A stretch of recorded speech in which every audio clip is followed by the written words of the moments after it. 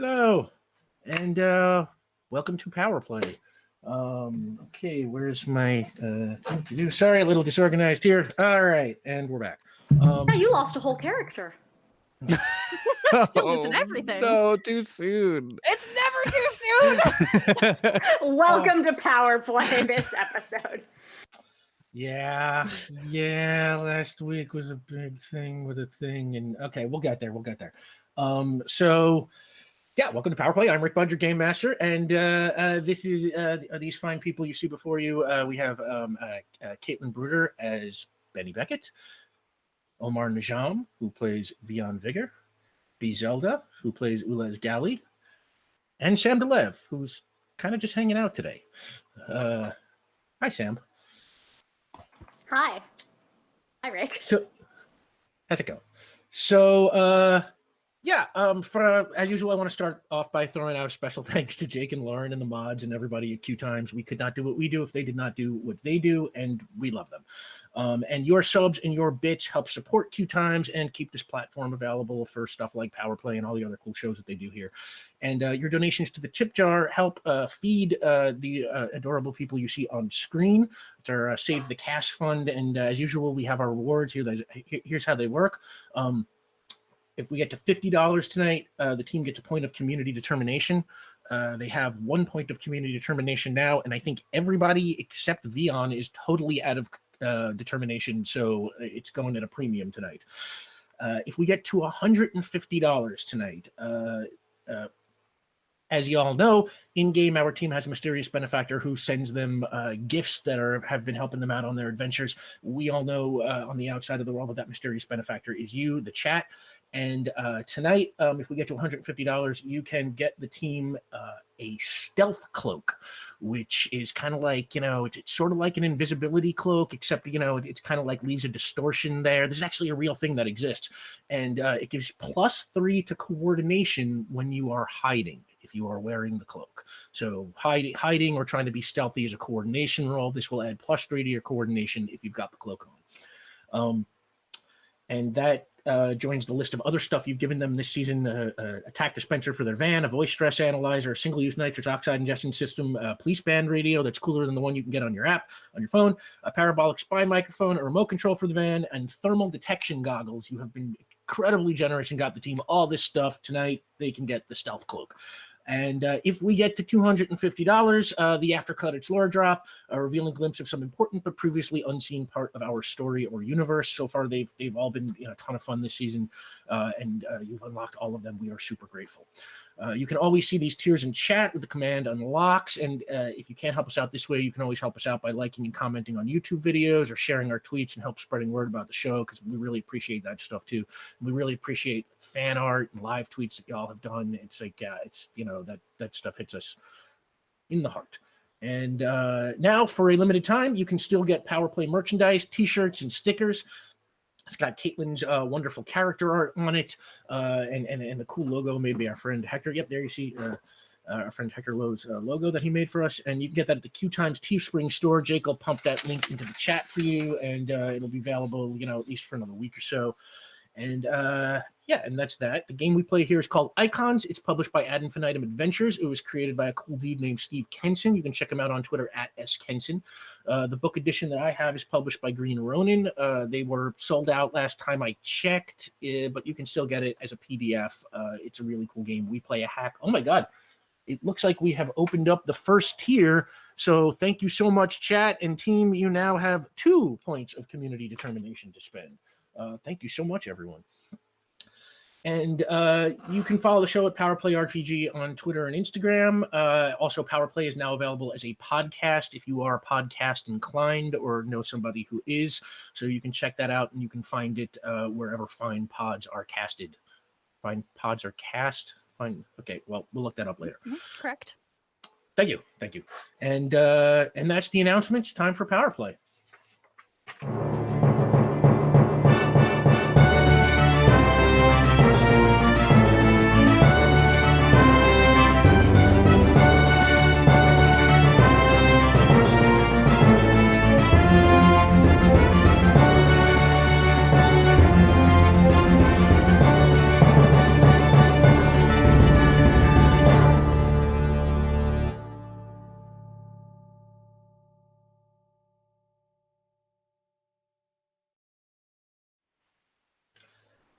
Welcome back. So, previously on Power Play. In the wake of the earthquake that Cadrax caused, the team found their hands full helping citizens who were in danger. And once they had a moment to catch their collective breath, they had to figure out what to do with Sonny, the vengeful son of Cadrax's mentor, Sonnevel. They talked to Agent Steve of End, but ultimately opted not to turn Sonny over to him. And instead, they brought Sonny to the Keyline Aeronautics factory where Cadrax and Vion tried to reason with him. Meanwhile, following up on a lead from Agent Steve, Benny and Ulez went to investigate the offices of QueueTimes Mechanics, the company that allegedly invented the teleporters used by the Solidarity of Man when they kidnapped Curtis Haber, Tulez, Harmon Keeler, and the whole alien strike force. Agent Steve believed QueueTimes was shut down, but when Benny and Ulez arrived, Ulez found themselves being snatched away by a teleporting scientist named Molly Darnell, who turned out to be the daughter of the inventor of that teleporter. Ulez eventually got Molly to trust them, and Molly divulged that the teleporters only carry people around 50 to 80 yards or so, and she also gave Ulez a device that could track the landing site of whoever is teleporting. Meanwhile, Sonny convinced Cadrax and Vion to take him to his father's gravesite in Ridge Gardens. But when they got there, he stabbed Cadrax in the back, killing them instantly. And that is where we pick up.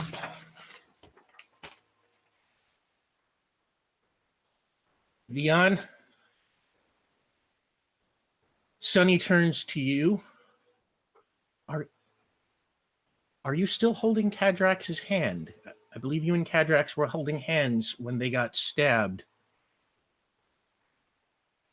Yeah, yes. Yes. So as you are holding on to Cadrax and their body is slumped on the ground, Sonny turns to you and he says, well, I would say that squares up Cadrax is dead. But where does it leave you and me?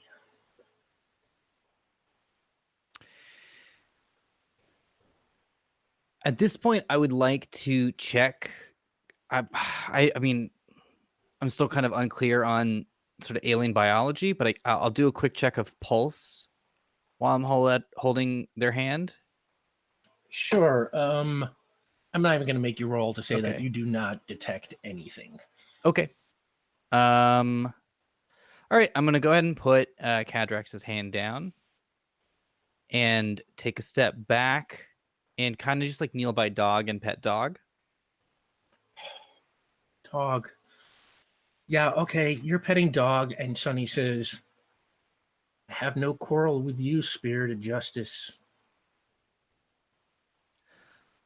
Okay. Okay. I got a quick question, Sonny. I'm not trying to trick you into anything. I'm just trying to wrap my head sort of around this. You consider yourself honorable, right?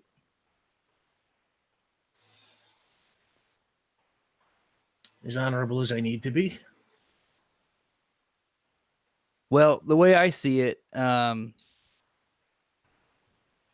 standing in a graveyard. And are there like any shovels or anything around? No, I mean, there's you are kind of in like a fenced-in yard that is behind this warehouse, and there's kind of garbage piled up around the fence. But like the center of the yard is essentially, like I said, it's mostly just dirt and grass with a couple, with about 15 mounds that are the graves of the Knights of the Blue. Oh, okay, so they're mounds. Got it. Okay. I think if you're gonna do anything, Sonny, I think I don't think things are right between us until you add one more mound to this collection.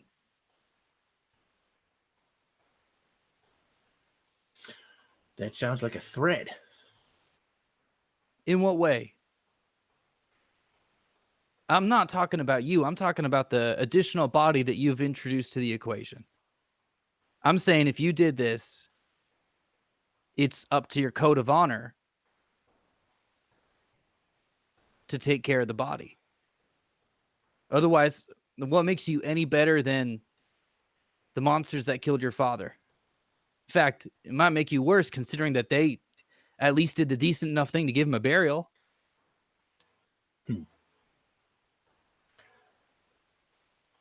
That is definitely going to give me something to think about. But the fact is, I came here for my father's body. I came here for justice against his killers. And I think my job is done now.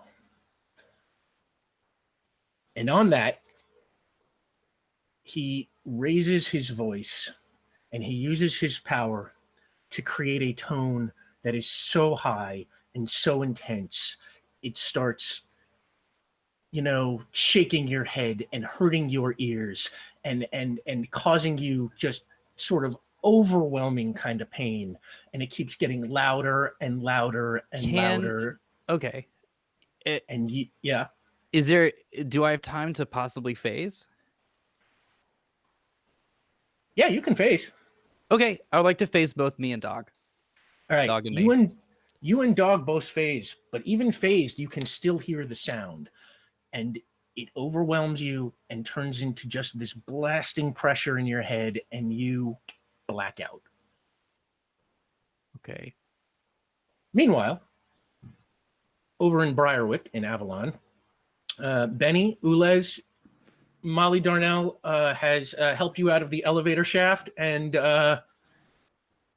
said goodbye.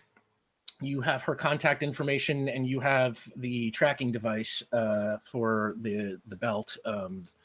And what do you want to do now? Should we contact our allies to let them know we are successful?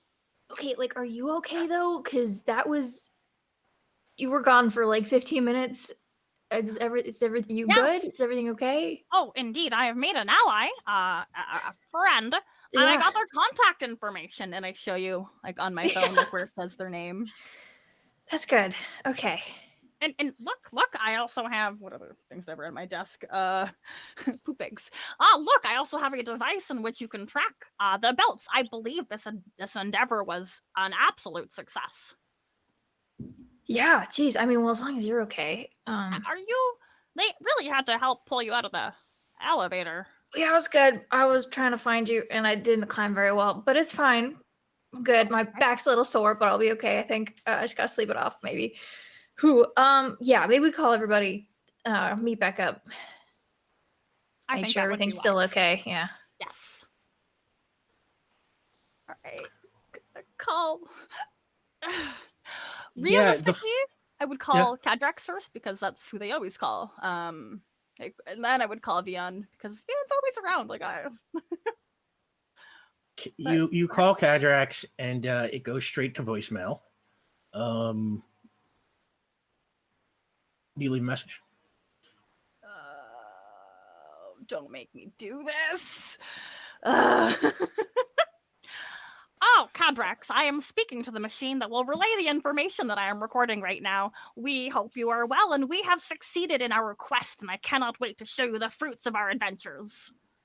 That was good, right, Benny? Yeah, that was good. Okay. Beep. Beep. And when you call Vion, his phone rings a whole bunch of times and then also gets picked up by voicemail. Vion, we agree to you. We have been successful in our investigation, and I am a professional private investigator. But we would like to meet up with you. Thank you. Goodbye. I'm getting very good at these. You are. Yeah. I'm a little worried now, though. We're gonna start moving towards the van, which we took the van here, right? That was how we got here. Yes. Mm-hmm. Go to the van. And we're gonna go to where we left our friends because it's concerning that neither of them answered the phone. Okay, so you're going back to the Keyline Aeronautics factory. That's where we left them. Bit of a drive. Mm-hmm. Yeah. Do we have like a find my friend, like find my iPhone? Do we have that? Have we ever established that? We talked about it for Ulas. So I feel like that's like in group chats, we're always dropping pins for where we're at. I guess you could theoretically Are we still sharing? Yeah, you could spend a point of community determination to retcon it in, because I don't think we've ever specifically said that you don't. Mm-hmm. But that is, a decision that you have to make yourself. Do we want to do some sleuthing and save our determination, or do we want to I think we should save it because we can rationalize that there's only so many spaces, like so many places that they're going to be, and regardless, everywhere we have to go, I think is going to take like an hour drive. Like, that's fair. Yeah, we're gonna do it because there's what's it called? Damage. What kind of earthquake damage everywhere now again? So it's gonna take a lot of time to get anywhere. Ulas would like to propose, like, after we kind of get into the vehicle, and like Ulas is really excited about sitting in like the passenger seat. They never get to sit there, and they buckle up, and then they'll turn to Benny. Do you think we should rush using the nitros? Oh boy. I don't think we're gonna be able to get that. I think it's gonna be a lot of stop and go traffic. I don't think we're gonna be able to go much faster than the flow of existing traffic. However fun that does sound. Maybe maybe are the roads like that? That's just my assumption, is that we're gonna be stopped a lot. Yeah, this is still, the same day, right after, right off of the earthquake, and there was a ton of damage while you were driving in. I would say it'd probably be a little better by the afternoon, so we're probably somewhere in the afternoon by now. But yeah, it's probably still going to be even slower going than it would normally be in urban traffic. Okay. Gross. We'll save it for a getaway or something. Okay. All right, so I would say it takes you roughly, an hour and a half, 2 hours to make it all the way down to Factory Park. We definitely try both of them multiple times, like calling every once in a while, and probably getting more stressed with the more non-answers that we get. Yeah, no answers. Same. It's just Vion rings and eventually goes to voicemail. Cadrax's just goes straight to voicemail. And when you get to the Keyline Aeronautics factory, I'll say you walk inside, and you can see that there is an area kind of in the middle of the floor next to a chair where some of the dust has been cleared away. It looks like somebody has been walking there, some footprints in the dust, but there does not seem to be anyone around.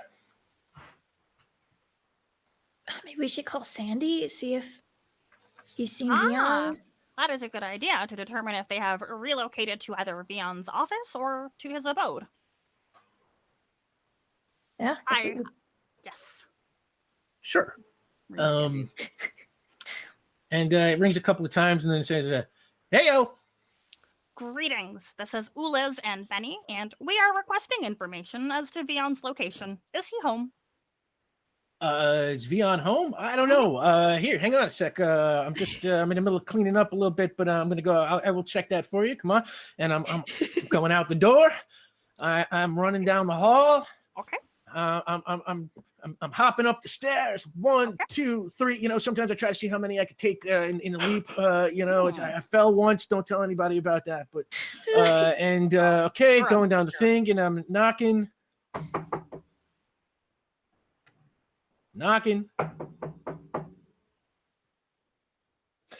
I'm not hearing anything from inside, and no one's answering, and I haven't seen him in a while, and I don't see your van parked out there, so I don't know. He might just not be here. Okay, we thank you. Oh, anytime, Ules. Come back sometime, and we got to do. I want to do some chalk drawing, show you how to. Yes. It'll be great. So come find me when you're back. Okay. Bye. Okay. Should we follow the footsteps? I have learned about tracking. Well, minimally. I think I watched a movie with Vion. Yeah. See what you can find. I guess we'll look and see if we can see where they went. Can I see if I can at least determine the direction in which everybody went? Because that will help us kind of narrow down where we think they've gone. Determine the direction. I'm sorry, how? Looking at the footprints, because it's dusty in here, and I feel like outside it's just like turned up dirt everywhere. You see, you can follow footprints. I'll tell you what, make an intellect roll. I got you. Red die, you are out for the day.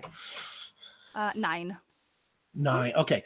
Yeah, you can easily follow the dust and dirt in this place is pretty heavy, so you can follow the footsteps like kind of right out to the street, and they kind of end just right at the sidewalk, as if with a 9 on a 1, I'll say you can probably deduce that they got into a car or something from the sidewalk. Okay. Well, they went somewhere.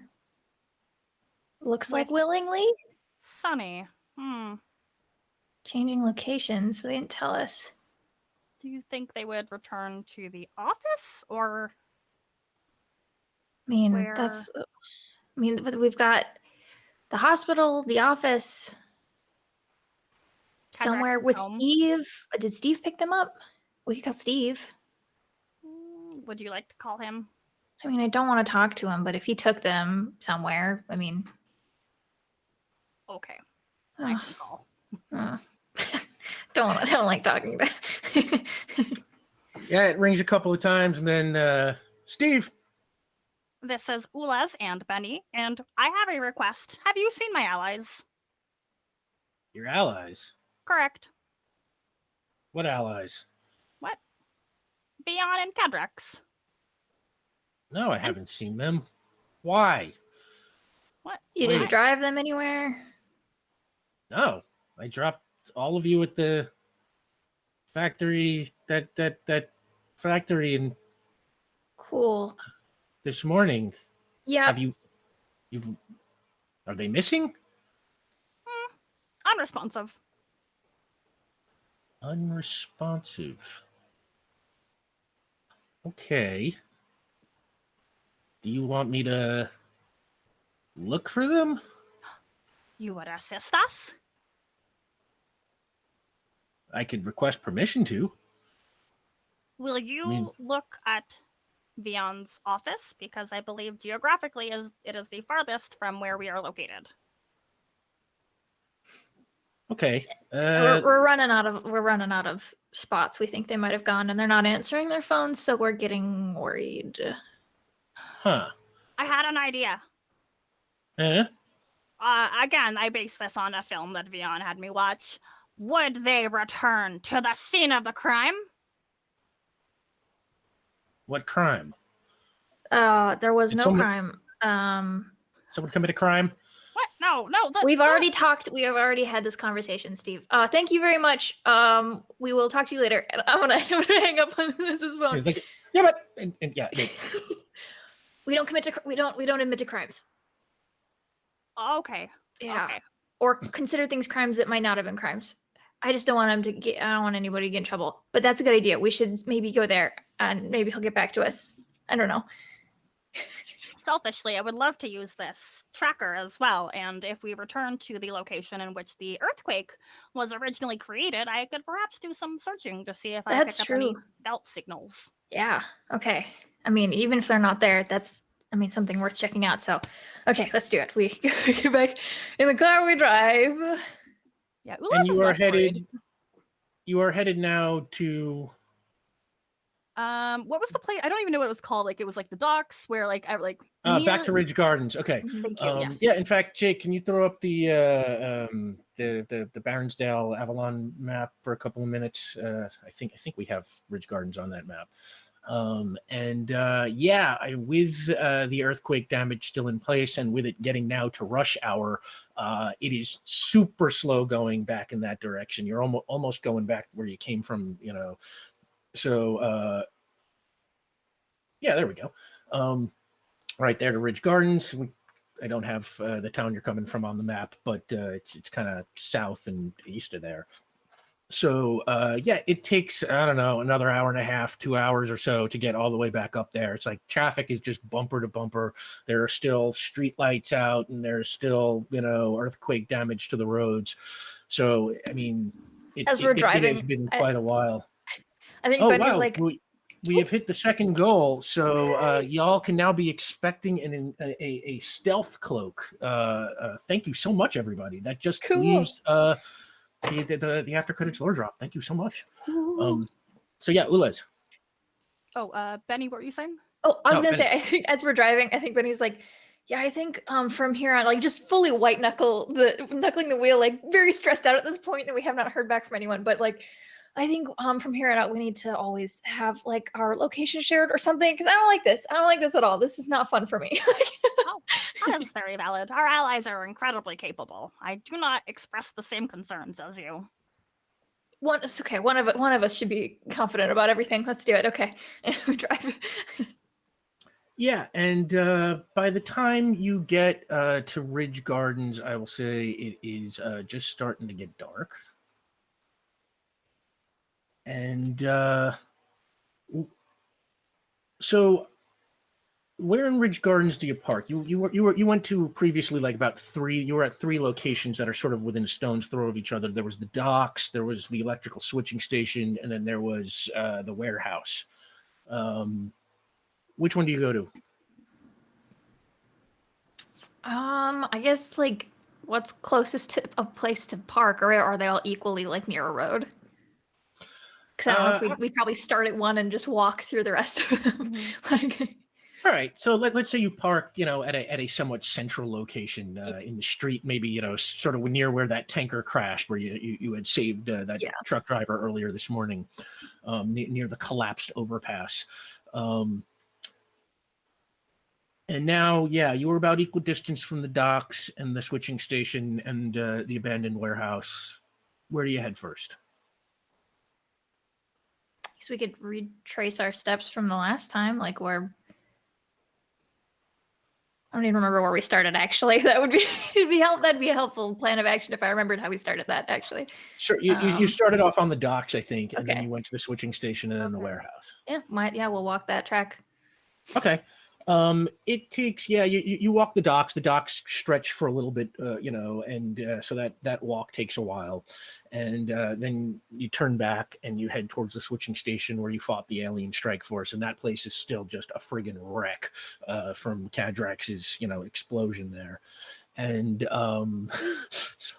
and yeah, and then finally you make your way to the abandoned warehouse, and you go inside, and you see to your left there is that pile of the old mattresses or whatever that Ebos was lying on when Ulas helped heal him, and there is you can see on the other side the corner where the electrical guys were tied up is now empty.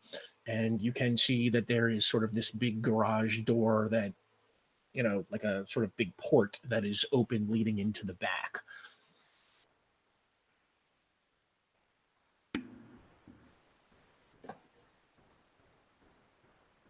Did you want to try your little clicky thing? Oh, yes. That would be delightful. How do I use it? Do I just press the button? Oh, wait, the clicky thing? Yeah, the tracker. Benny doesn't know what it is. The tracker for the belt. Oh, the tracker. Yeah, the tracker. Let's assume Molly showed you how to use it, and if you turn it on, theoretically, it should point to the landing site for a teleporter if there is one within 50 to 80 yards. Mm-hmm. You try it out, and the needle does not jump. Mm. We are not in luck.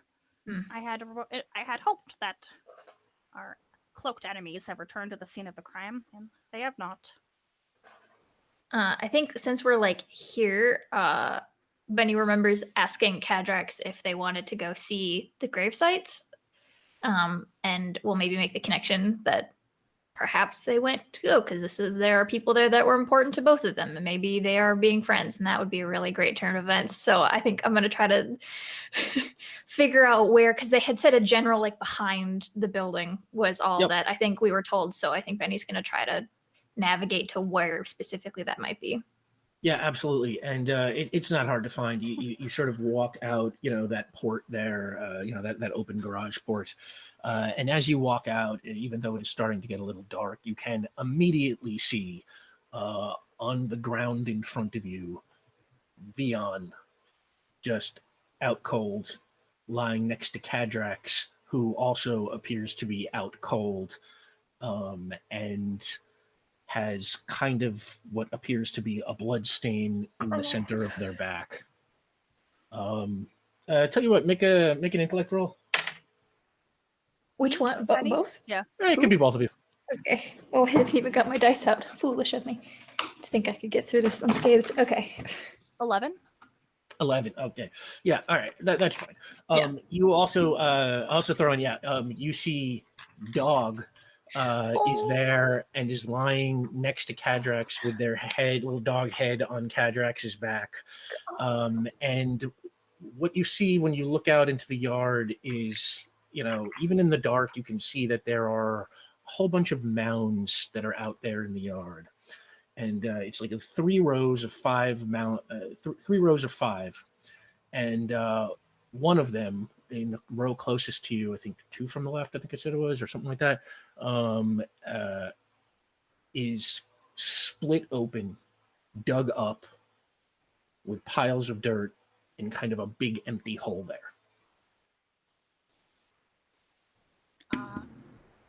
Dog. Well, we Yeah, I thank think you we for go- watching our allies. And Dog kind of looks up and then puts its head back down on Cadrax and Why are they Okay. not? Oh yeah, I think immediately I'm like both like I don't know whoever's closer to try to like face taps like hey like either of them. Wake up. you start tapping on let's say Vion is a little bit closer to you, and Vion, with that you start kind of shaking awake a little bit. Hey. Oh, hi. You good? You okay? Do you require healing? I'm gonna sit up and look around for Sunny. Yeah, you look around and Sunny is not there, and you also can immediately see that one of the graves has been, sort of looks like it's been dug up, although you don't see a Okay. shovel.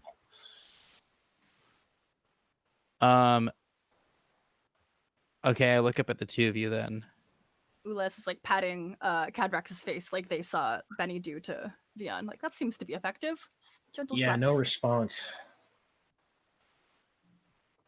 Sunny Sunny attacked the doc from behind while we were heading to the grave. This blood is theirs. Yeah. Oh.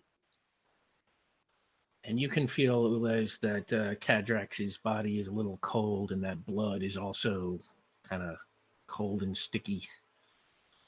I don't sense the same life force in which I could when I drained it from them. This feels odd. This feels very odd. I don't know how to process this. What do we do?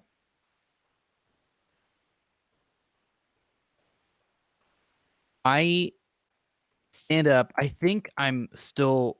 I mean, this all happened for me seconds ago.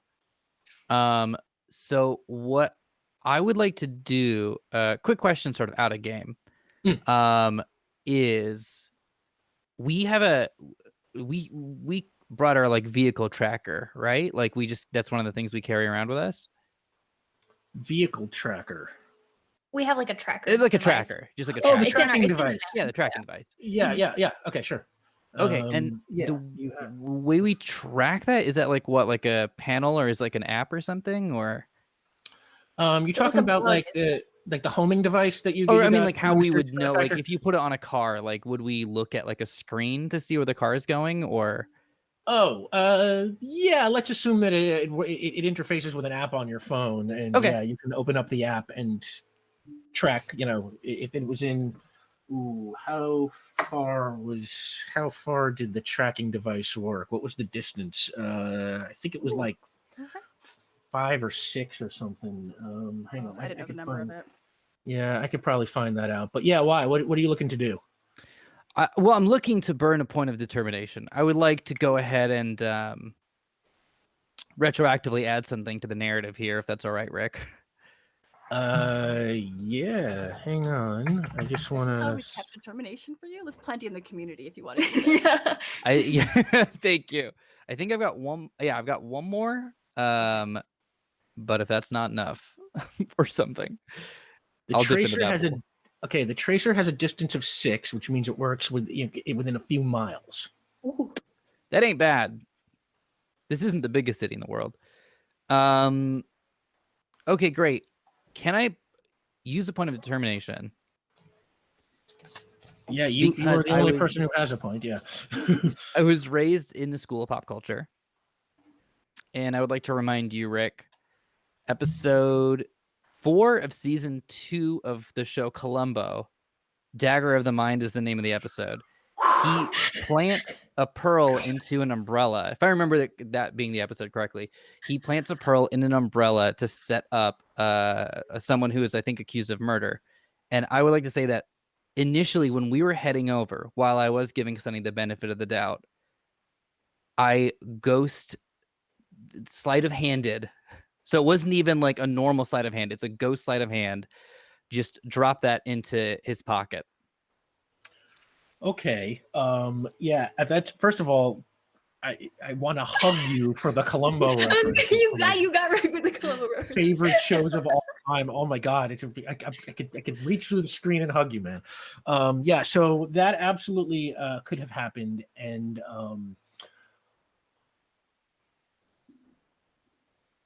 now you are checking to see if you can find where he is on. I just want to boot it up. Okay, you boot it up, and from where you are in Ridge Gardens, you do not get a return. Okay. Any information's information.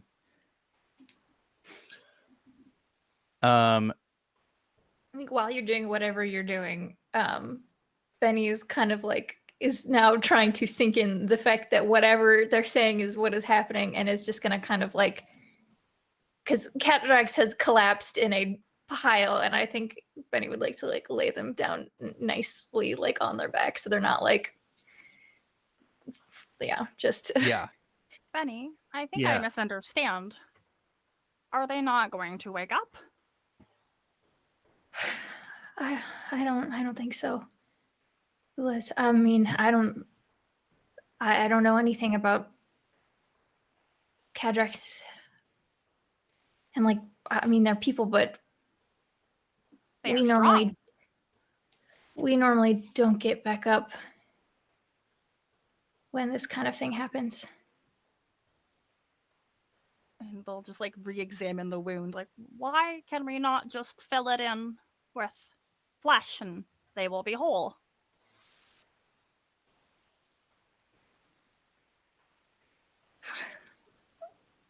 I don't know. I think Benny's like overwhelmed, trying to be like, okay, aliens have different things going on, but what I know, this is pretty the worst possible outcome. So Benny, I think, is like, I don't know. I don't know. I would like to turn, and I think at this point now, like my mind's settling like a little bit. So here's the facts. We came out here to sort of make good with Sunny. And as the doc was kind of looking out and Sunny was talking about the effects of the doc's life, Sunny stabbed them in the back and they bled. Before that, when we had tied up Sunny and he was still knocked out, they were talking about an afterlife. So that's something I'm interested in. Right now, I want to track Sunny, figure out exactly where he went. But this burial, this wasn't from them. This was from the other folks that we bumped into. So I don't know exactly what the doc's, cultural background is in terms of burial rites. If we can figure that out, I think that's something that we should do. Or I don't know if there's someone we can talk to about preserving the body until then. If we put the body in my spaceship, it is an airtight container in it. I might be able to do some modulation to keep the body fresh. Well, that's not a bad bet. I say we do this, and right now we're all going to be in shock a little bit. But I think the most important thing when dealing with sort of an alien that's on the run who didn't even bother to do some sort of burial at all, we got to catch this guy. And I'd like to give him a piece of my mind. And then Benny, if you want to, give him a piece of your fist or whatever afterwards too, I think we wouldn't have any problem with that. Point me in a direction, boss. Let's do it. Okay. Will you help Okay. me move the body into the van? I would like to sit with them and see if there is something I can try. Absolutely. Yeah. And I will lead that endeavor. I think I'm the one with strength that left over. Liz tries. It's just like they're holding a finger. Like, okay, I got you. I pulled a guy out of a truck this morning, so hopefully I'll be able to take Cadrax to the van. Yeah, okay. You pick up Cadrax and you carry them towards the van. And you load them into the back of the van carefully. And and where do you want to go now? To the warehouses, right? The The storage Yeah. facility? Yeah. storage facility. So, yeah. Okay. Sandy's. All right. So it takes you again, quite a while to get to the storage facility. Is this getting us any trouble as a whole? Because all of this is being activating the condition of or the quality of what's the word? Earthquake damage in the city? Well, earthquake damage, is like a environmental quality. You have to use one of your own troubles to get Oh, it's not. It can't be a your, trouble against us. Okay. yeah, you got to use one of your own qualities to get determination for yourself. You make your way towards Carpa Storage in Yard Hill, and I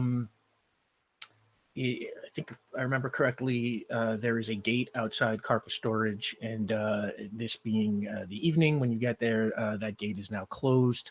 But I seem to remember that Sandy gave you codes and stuff previously when you're doing investigating. So I'm just going to say that you are able to sort of stop and punch in the code. While you are punching in the code, there is a whoop whoop and a red flash of a siren as an unmarked police car pulls up behind you. Okay. Excellent. And the door that the car parks, and you hear a voice, over one of those little police loudspeakers, please stay in the car, nobody move. And the door opens, and you can see in the rearview mirror a figure walk towards you. And who's driving? Benny or Me, probably. Okay. And Benny, up to your window comes Detective Leon Neal. I knew it. Great. Good. Great. Good. Who knocks on the window. Yeah, roll it down. Mr. Vigor, and he looks inside. Oh. I'm assuming Vian is shotgun with me, right? Because Yeah, I think so. Funny thing, I got a call from an officer, Noah Rose, on Mur Island, who said that you are a person of interest in an investigation there. We're supposed to follow up on that, and I volunteered. Well, that's great. What kind of following up are you looking to do, Detective? Well, I have a whole lot of questions I would like to ask you. Okay. I've had a black and white on you since I got the call, and Right. I think right now seems like a good time. Could you just pull the van over there? And he points to like a corner of the parking lot. Yeah. Well, why don't I just get out and we talk? Why don't you just pull the van over there? Okay. All right. I do, yeah. Okay, and you pull it about 20 feet away, and he sort of walks over there, and he comes up to the driver's side. Now, let me ask you something. When you put Cadrax in, what did you do? It is sort of a minivan, so it has, I think, benches and then like sort of a sort of cargo space in the back that's not huge, but yeah, it's like, I don't. Did you? I assumed they were laying in the back with Ula sitting with them, but Yeah. if anyone else had any other That's how I particulars. visualized it. Like half the back seats when pushed down so their body can be prone. And like Ulez doesn't have their seatbelt on, and they're kind of facing Kadrex with their hands over their body, like trying to like figure out, like hovering, like, can you have this body part? I don't know if that can be replaced. What about? Okay. Yeah, and he walks around to the passenger side and he says, "Okay, can everybody please get out of the van?" I cannot comply. I'll shut Oh the boy. back. I'm so sorry. I would like to just I love it. I love it. Ulez, you get a point of determination. I'm gonna say that is for honest but naive, because that was very much honest but naive. You cannot comply. I am aiding my ally. What's wrong with your ally? And he kind of pokes his head in, and with that blood splotch gathering in Kadrex's clothes, he's, what is wrong with that? Is that blood? Look, detective, they're really hurt and we're trying to help them. Could you give us like 10 minutes? Can I give you 10 minutes? No, I can't give you 10 You minutes. Can And sit he with kind of us, but we're trying to help them. Can you not interrupt while they're trying to help them? and he kind You of can talk reaches to in me and and Dion. he I mean, I'm pulls getting his- out of the car. I've already gotten out of the car. Like, they told me to get out and I'm already out. Yeah, and he pulls his gun and kind of like I aims stand it in like front sort of of him. down at the ground, sort of, and he's just sort of like, all right, somebody better explain to me what is going on here real fast. Did Vion get out with Hands are me? glowing. yeah, I get out. I have already tracked you in connection with Mickey Bomberg. I've tracked you in connection with Declan Eklund. You guys are swimming in underworld connections, and now you're driving around with what looks like to be a dead body. They are not dead. Death does not exist. Only reincarnation. Okay.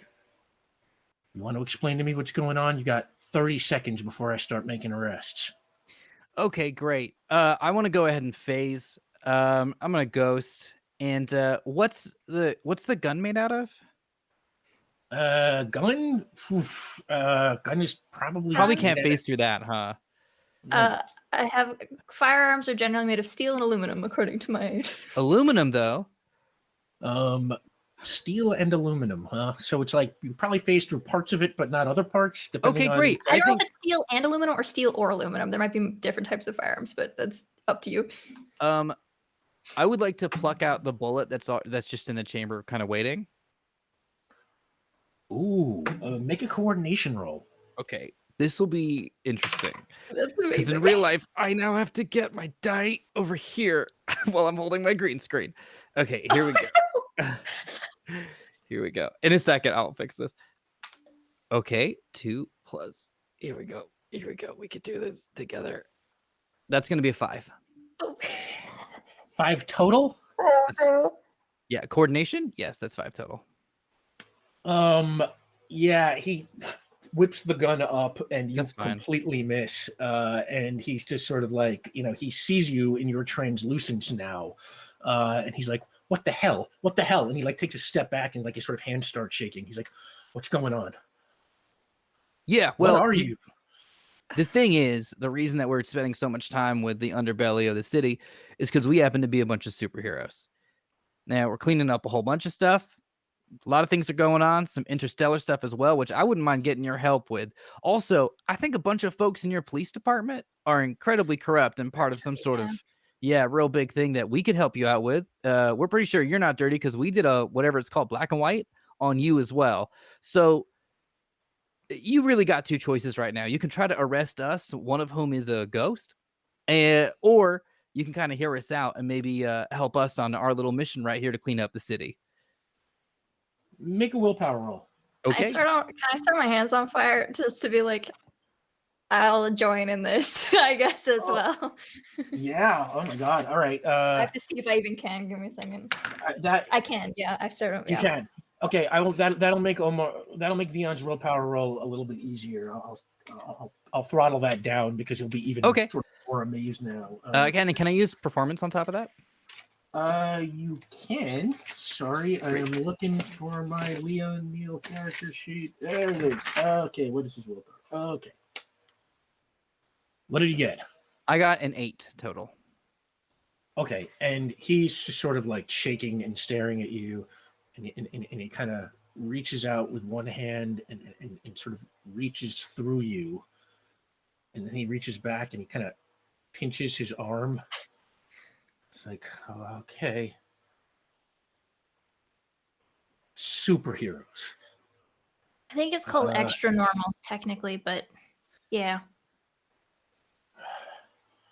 Oh my god. And he kind of like looks around and he's like, all right, we got to get off the street. That's what we're trying to do. Would you like to join us? Yeah, just Ulez, is it okay if he comes back with us? Oh, yes. Okay. So we'll guide him back into the Ulez's storage unit. okay. And you drive around back, and he follows you in his car. And again, you use the code to sort of open up. Omar might have like.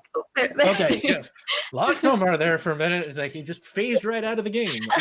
Is so okay. I'm just gonna fix this really quickly while we're setting this up. I'm so sorry, everyone. I have no idea what's happening. Yeah, no, it's okay. It's like I cannot lose people right now. So yeah, and you go around the back there, and there is a garage door that opens to let people like bring stuff into the warehouse. This is where the truck came in, where all this started way back when. And you go in, and he follows you in, and everybody parks, and everybody parks, and he gets out, and he's like, and okay, now what? What are we doing here? What happened to Dr. D'Alto? I think Benny's gonna turn to Vian and be like, "How much are we just telling him all of it? Is that what's happening?" Yeah, I think that's probably the best possible option right now. Can we trust you?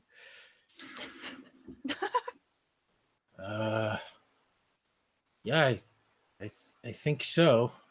Great. I mean, right now, I think what would really help us out is if you just give us your word that we can trust you.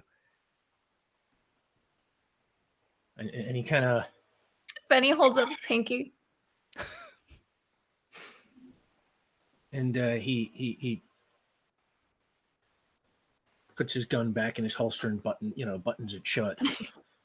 and then he holds out his pinky and okay. I would like to turn to Ulez and just explain. I don't know if we've touched on this before, but it's something called a pinky promise, where people just kind of use their pinky, and they're like, if you do that, it's like, I'm very serious. Oh, wow. Thank you for sharing that. Mm-hmm.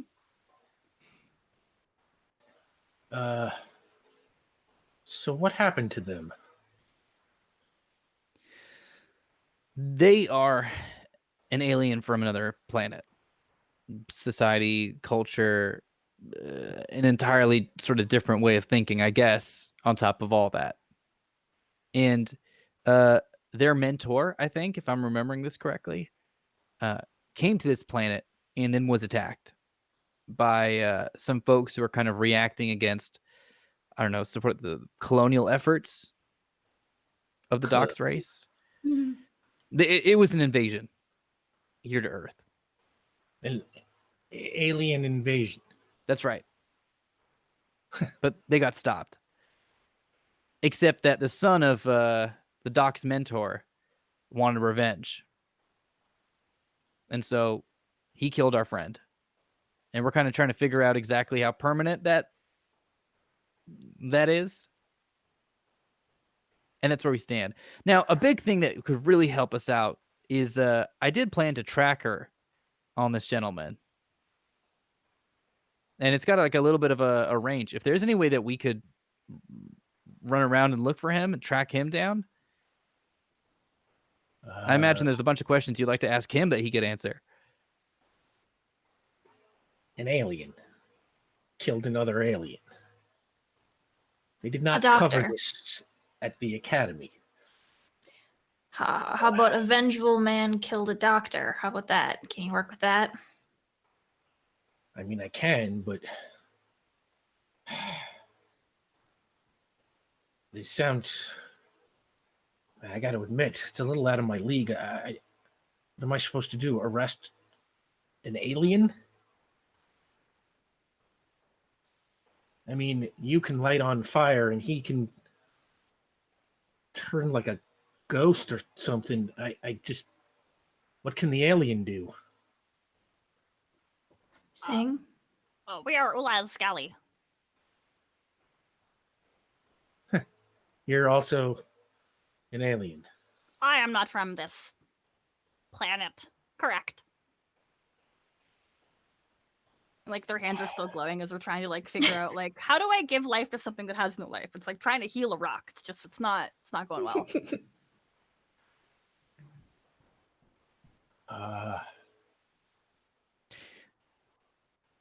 Listen, detective, if I'm not mistaken, and I know you're not a beat cop or anything like that, but in the general understanding of your occupation, you're here to protect, right? At large. That is the general idea. Right. Well, there's a very dangerous, let's say man, for lack of a better term right now. So if it's within your jurisdiction, who I think is a threat to the public. And he's got a tracker on him. And if we can track him down, maybe you can't arrest him, but we might know some people who can. Or some people who can at least deal with him. And I don't know how that's going to shape up on your paperwork, but at the end of the day, it's going to be a safer public than it is if we don't try to find this man. Make a willpower roll. Don't let this be a repeat of last session with those willpowers. Oh God, please. yeah. My heart can't.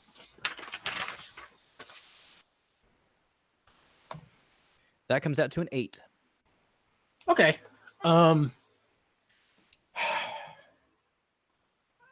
Tracking device. Well, yeah, I can probably help you with that. I don't know what I can do if we find this guy, but if you give me the frequency of the homing signal, well, I might be able to get every cop in Baronsdale looking for your friend. That sounds like... Well, hold on. Every cop? Well, look, I can help you by putting out an APB on the guy. And if you give me the homing signal, then every cop can try tracking it. We can search the whole borough at once. Okay. Yeah, enemy of my enemy. All right. That sounds good. Yeah. And I would like to hold out my hand to shake the detectives. And he holds out his hand, and as you're shaking his hand, see, like almost imperceptibly, you can feel at your feet like the floor starts to. Feels like it's like a subway's passing. It's slightly vibrating. And you look around the room. There's like a mop bucket in the corner that's like full of old water, and you can see the surface of the water shaking, like Jurassic Park or something like that. And slowly the shaking starts getting more intense and more intense. Can we is it coming? Is it coming from the doctor? I think that'd be the first thing I'd want to check. Well, I mean, it doesn't seem directional at this point. Okay. It's really just kind of the whole floor and structure, and as it gets more intense, you start to hear this very low pitched tone, It's so low, it's just barely audible, to your human ears. And then there's a slightly higher tone, just barely higher. And then another one, and another. And one by one, the tones start piling up on each other, each louder than the one before, and each tone producing a vibration slightly faster than the one before.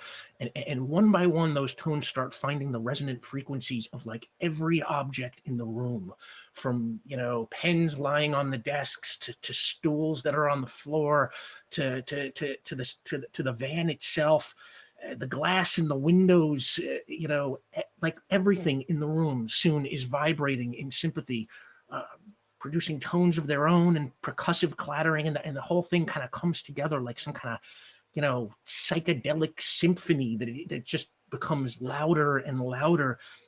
I'm thinking of like the orchestral fills in the Beatles' Day in the Life, but wilder, and just as the sound reaches this nearly like deafening crescendo, Kadrax's body just shoots up into the air, and it hangs there levitating, like right by the ceiling. It just goes straight up and hits the ceiling, and then just hangs right there.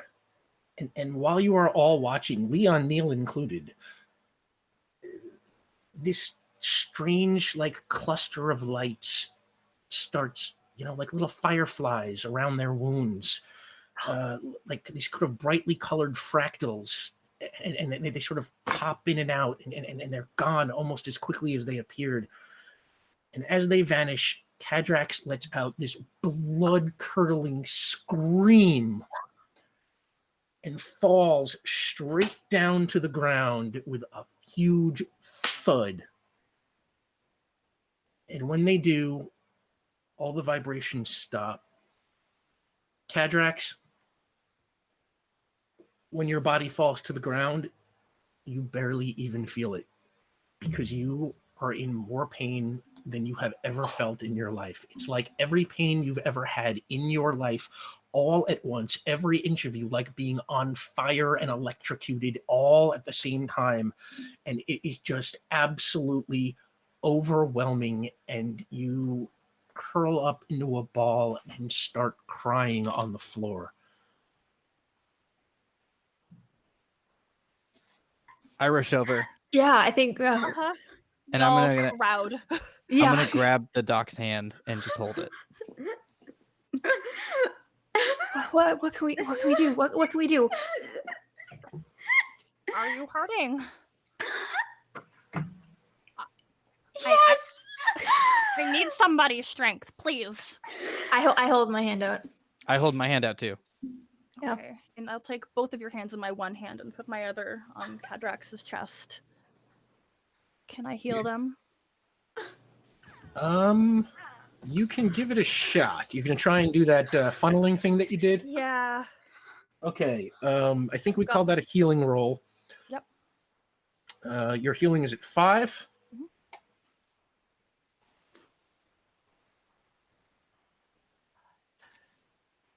Oh, fuck! I want to add something to this. Can I have brew two? my- We have 2 levels of determination. Yeah, 2. Yeah. I'm gonna take one. Under the quality of strangely protective, making this 5, 8, 9, 10. 10. Okay. Yeah, you do your thing and you start pulling life force from, who did we say? Benny or Leon? Both of us. Yeah. Both. Okay, sure. You start pulling from both of them, and Kadrax, as Ulez starts channeling energy into you, the pain dulls a little bit. You still, it still hurts. It is not overwhelming to you anymore, but it is, you feel like you just got hit by a bus, or, you feel like you just fell 25 feet from the middle of the air and smashed onto a concrete floor.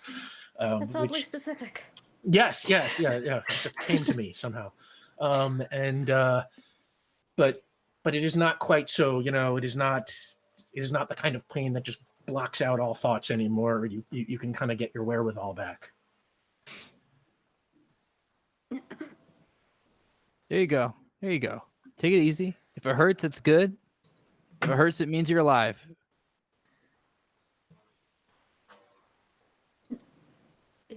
He stabbed me. Yeah. He killed me. Yeah, he did.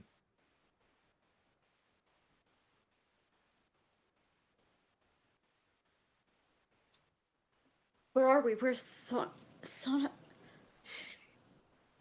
They are missing. Can I? How can we help you? It was supposed to be him.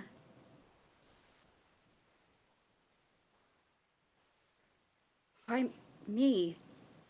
No. No. This is no. What happened? Where are we? What's going on?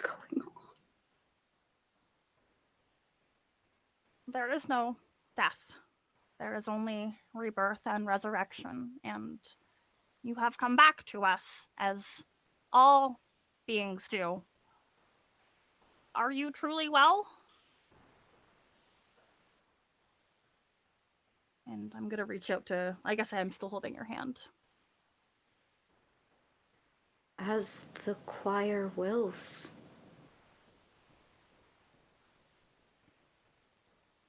Some notes do sound forever. Yeah, well, some folks are too stubborn.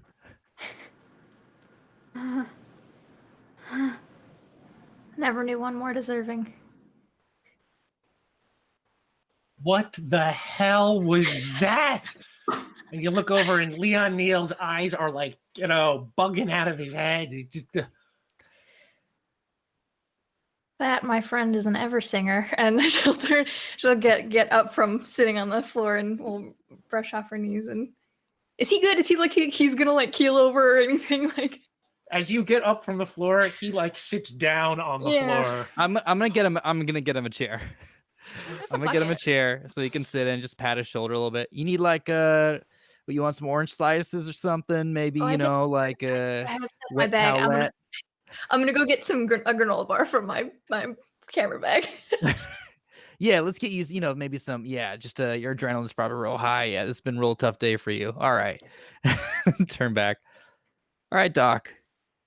You got your memories? You know who you are? Got all that? Yes. Okay, great. Now, Sonny, he tried to kill you. He failed. And shortly after that, I asked him to give you a proper burial. He refused to do that. And as far as I'm concerned, he's desecrating the body of his father. So I say, What? Yeah, he took the body.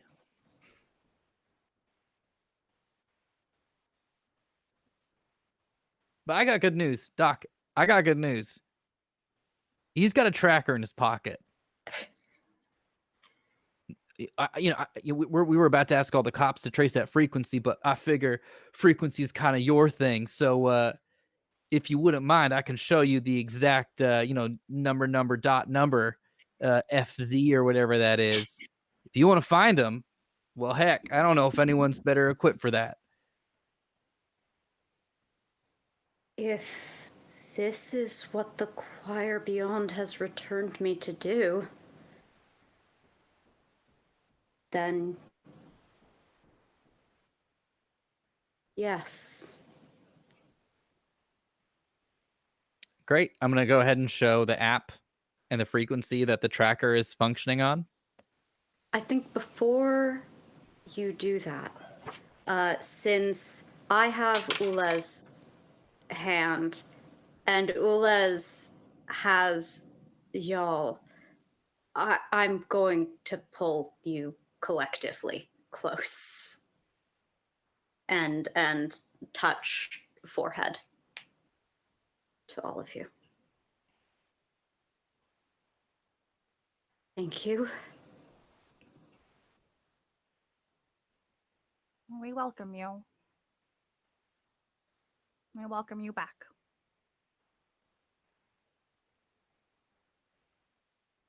Ulas, you remember when we watched the Goonies? Oh, I do. Yeah, Goonies never say die. Here we go. Come on. Ah, Let's go. Let's get this guy and let's figure out exactly what's going on. What about Tulas, the others? What happened with him? oh, yes, I have a tracking device in which Leon, I apologize. We have not properly updated you on the mission status. There were some things that took precedence. However, and they'll stand up and like brush themselves off. I have a tracking device that will locate the belts that are the cause of the teleportation. It is also important to note that they can only travel about 80 to 50 yards. So all of our allies who have been captured are not very far from the capture sites. I mean, they can be now, but at the time they are within reason to catch.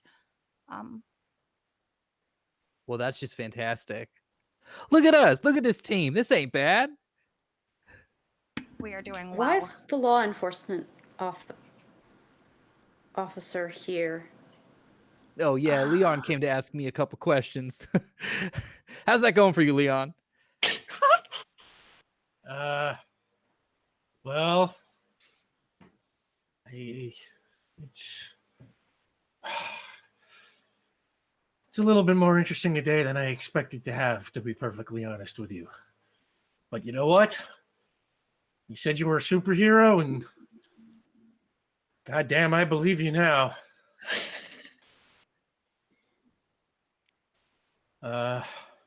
So what do we do? What happens next?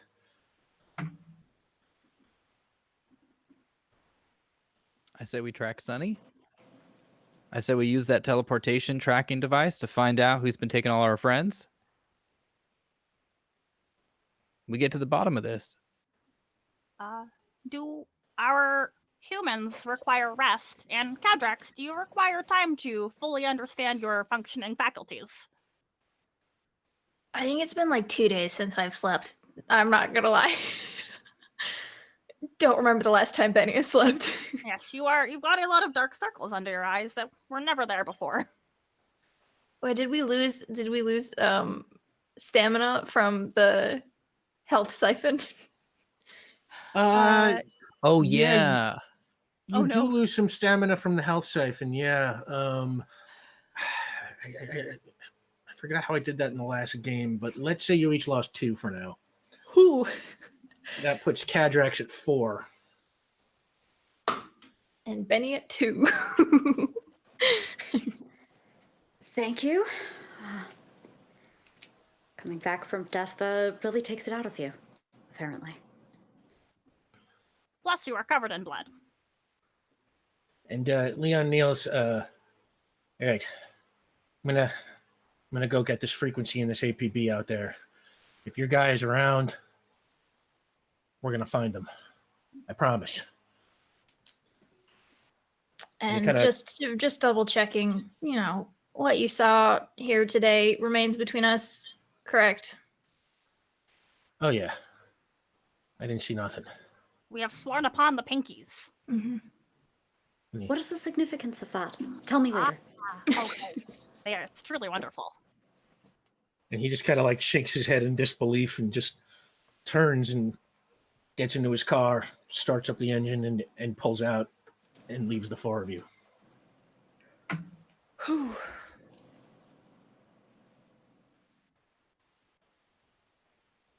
Are we going to spend the evening in rest and repairs and start off in the morning, or Vion and I, should we try to attempt something while our allies recover? Well, I'll say this. I think that both parties are unaware that we are almost back up to fully functioning capacity. So it's not like exactly we got to race out a clock, against the element of surprise in a way. I vote rest. Will you leave me here so I can be with my ship for a little bit? All of the day's events have reminded me that I am a little homesick. Would you mind company? I would truly appreciate it. I could show you all of the cool things inside of my ship. The back seat of the van's not a bad place for a nap. Oh, I love us.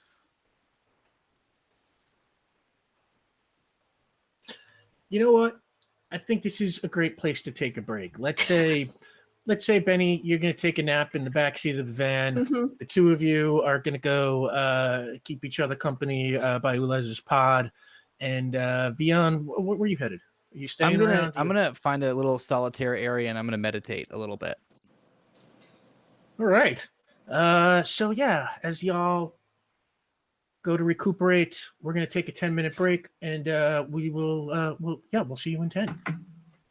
Welcome back. And while we were gone, apparently we hit the lore drop. So, oh my God, thank you so much. That is every lore drop. It's every lore drop since the beginning of the show. I cannot say how grateful we are. I know. I hope this doesn't start to sound insincere every week, but it's like I am always amazed when we get to the lore drop. So again, thank you so much, everyone, and it's a cool one tonight. I'm so glad it's not Catrack's afterlife lore. That could have been a thing. I really gave it some thought. I was thinking about scenes with you meeting Dr. Tally and Sonnevel and them leading you into the afterlife and all this stuff. And I really gave it some thought, but I don't know. I got to tell you, this just felt cooler. Welcome back, Cadra. And welcome back, everybody. When we left off, the team was stopping to recuperate at Carpa Storage there in Yard Hill, and Benny was going to take a nap in the van. Vion was meditating, and let's pick up with Ulez and Cadrax, who were going to keep each other company by Ulez's pod. First question, is dog allowed in the pod? We must wipe off their feet first, and then yes. Should we just use your clothing since it is already covered in blood? I have a cloak. That's all I wear. Yes, I don't think I can use this in a professional capacity anymore. It would provoke anxiety from my patients. Oh. That is unfortunate. Many do not like the sight of blood despite having large amounts of it in them. Yes, they are just blood bags. I mean, humans are much more than that, but they are filled with so much of it. Why do they fear it? It hurts coming out. That is very valid. How much blood do you possess? More than a moment ago. 10 pints, I believe. It's a terrible form of measurement. I take off my coat. Paw? And, shake. So. And dog gives paw and starts kind of like sniffing around at like where your wound was, and then starts licking at your face. The top of dog's head gets wet. Yeah, dog starts licking the tears off of your cheeks.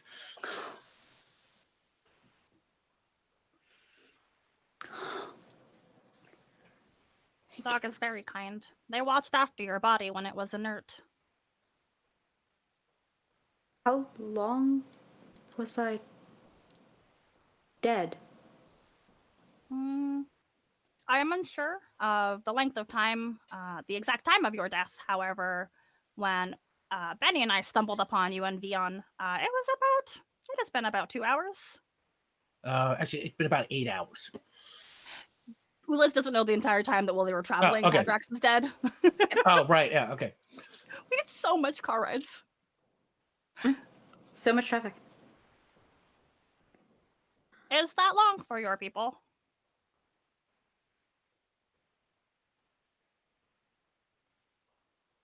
Ulez, do your people not die and remain so?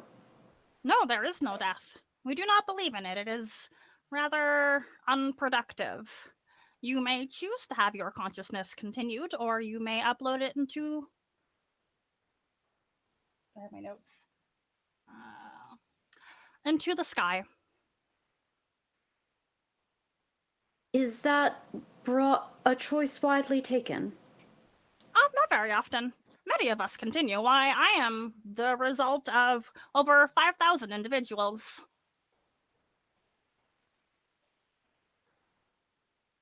We are all Les.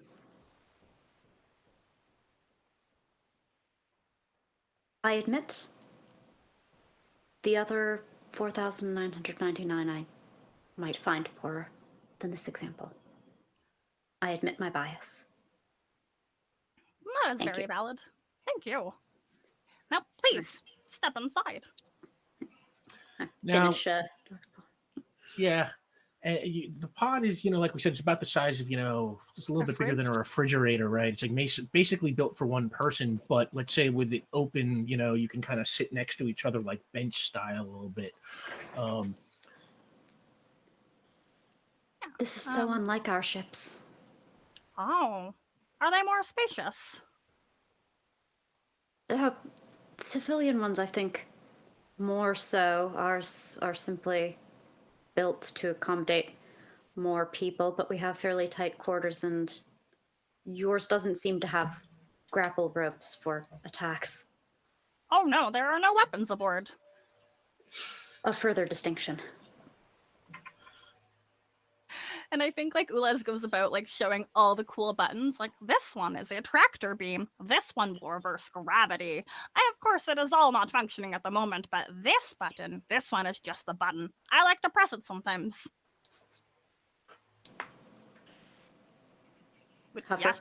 Yes, you may. It gives Push the button. Satisfying click. Oh, like does it feel like a mechanical switch kind of click? Yeah. Oh, nice. So Catrax pushes the button. We stay. Dead.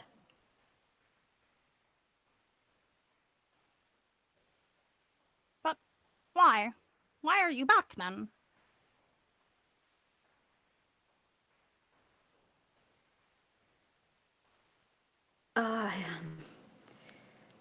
There was a legend, one I subscribed to, others didn't, of the Eversinger.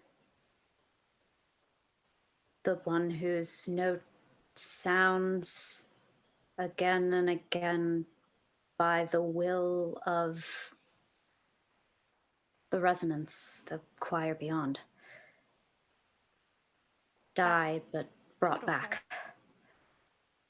Ah, that is truly beautiful. And you have been, what is the term I have learned? Blessed by this power. And yet the Eversingers of legend are great heroes, great warriors, deserving of the gift bestowed by the choir. This is not paradigmatic of that at all.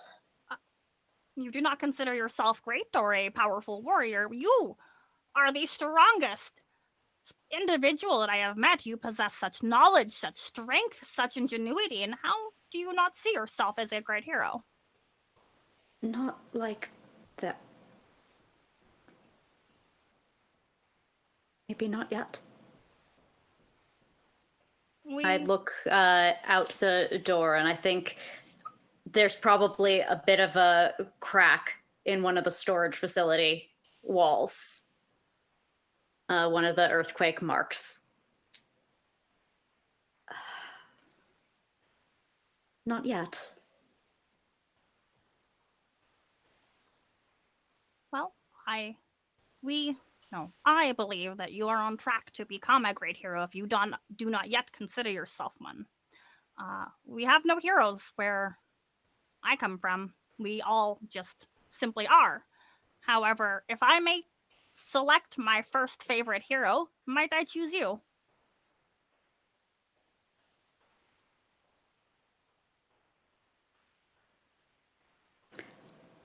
We're sitting side by side on the bench. Yeah, like I think head on shoulder lean. Thank you. And because I can't hug the two of you, dog just jumps up there and starts licking both of your faces. Ah, I am. If they have no heroes and where you're from, I look back up. It's because they send them to Earth. Ah, we thank you.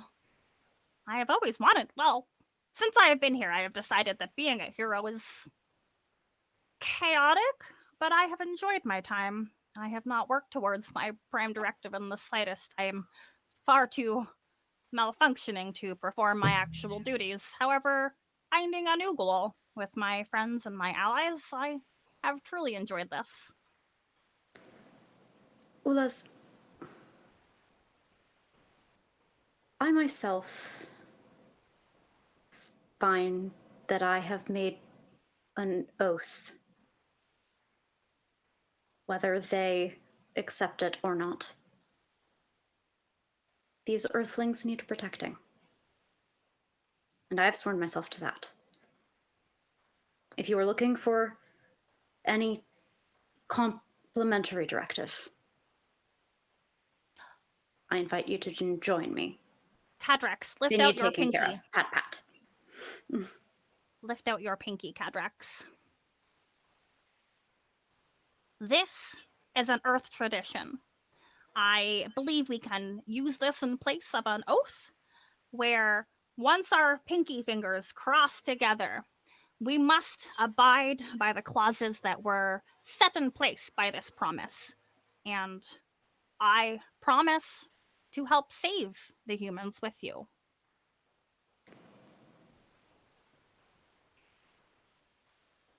On my honor as a knight and ever singer for the choir beyond, I do so swear. And then we shake pinkies.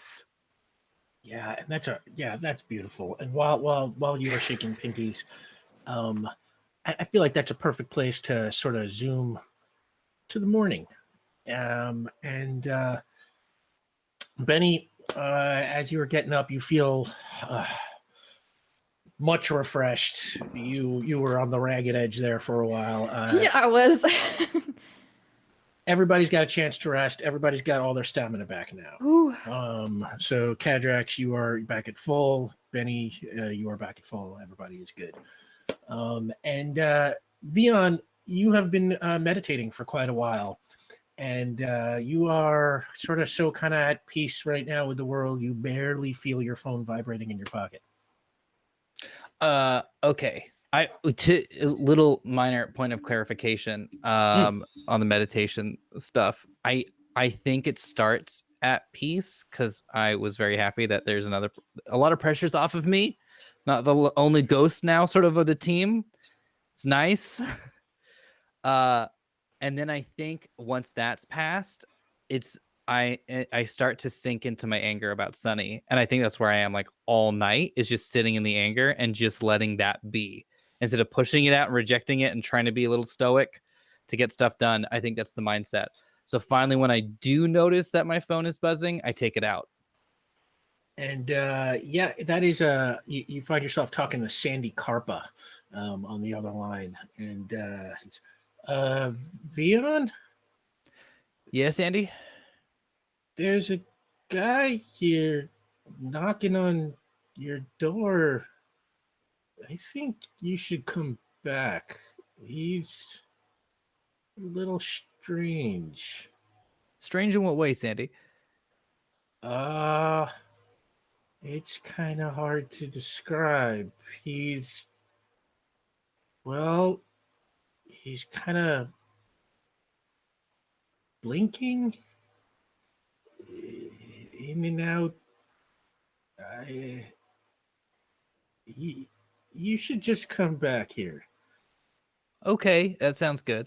I would not want to get involved. Yeah, you stay at a safe distance, Sandy. Don't worry about that. I'll be right there. Yeah, I'm gonna do that. Thanks. And he hangs up. Okay. I hop off the hood. Sure. And I want to walk over to I just look around to see who's awake and up and doing stuff.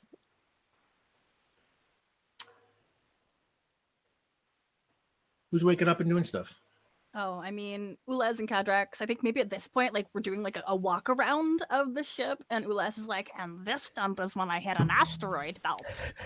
And this stuff, well, I don't really remember. It might have happened between when I lost my memories and my data and now, but it is a very impressive scuff.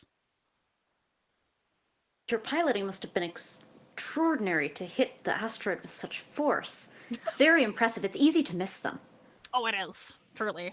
They float a lot, and you really gotta pinpoint that location.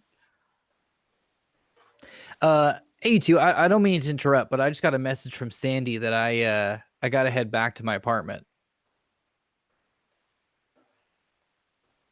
We can Is everything accompany. well? I don't know. Sandy seems a little spooked. So I'm gonna go kind of check it out. I'll tell you what. Am I wrong, Ulez, in saying that you have a teleporter? Oh, you are incorrect. I have a Okay. tracking device in which I can locate a individual who has the belt which provides the teleportation. Dang, we gotta get ourselves one of those belts. Okay. Well, I'll tell you what. If I see any teleportation or anything like that happen, I'll message you both. Are you leaving us? I think so. I'm just gonna go check out what's kind of going on at my apartment. Could we accompany you, or would you prefer to do this alone? Yeah. You know what? If you all don't mind, let's do this together. I don't see any reason for us to split up.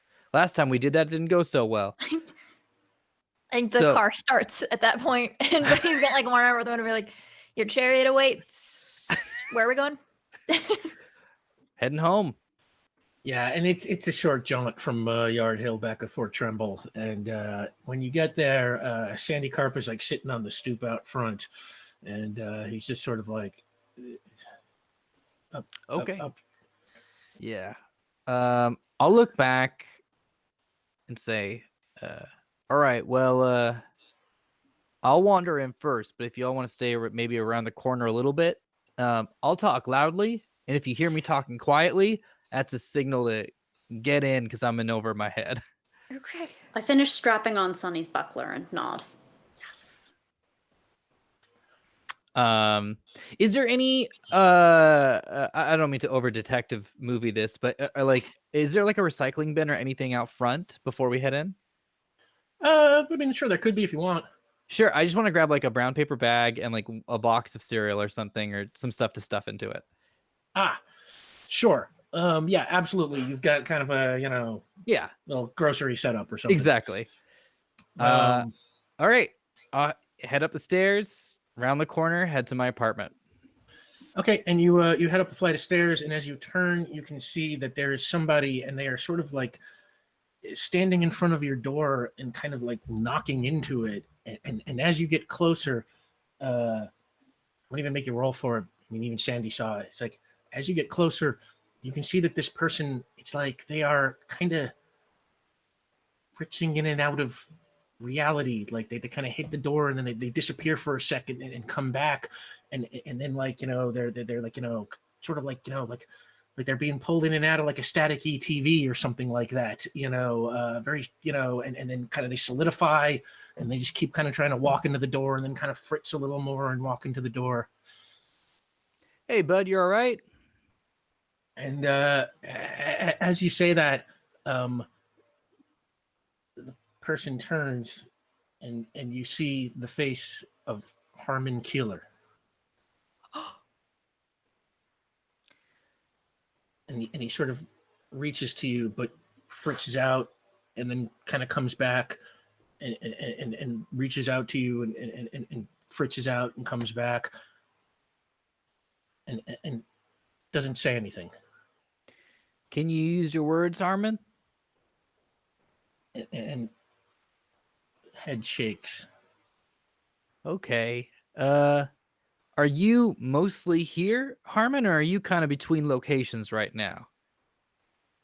Nod once for here, nod twice for you're between two places. And he kind of like cocks his head to the side and he and he nods once. Okay.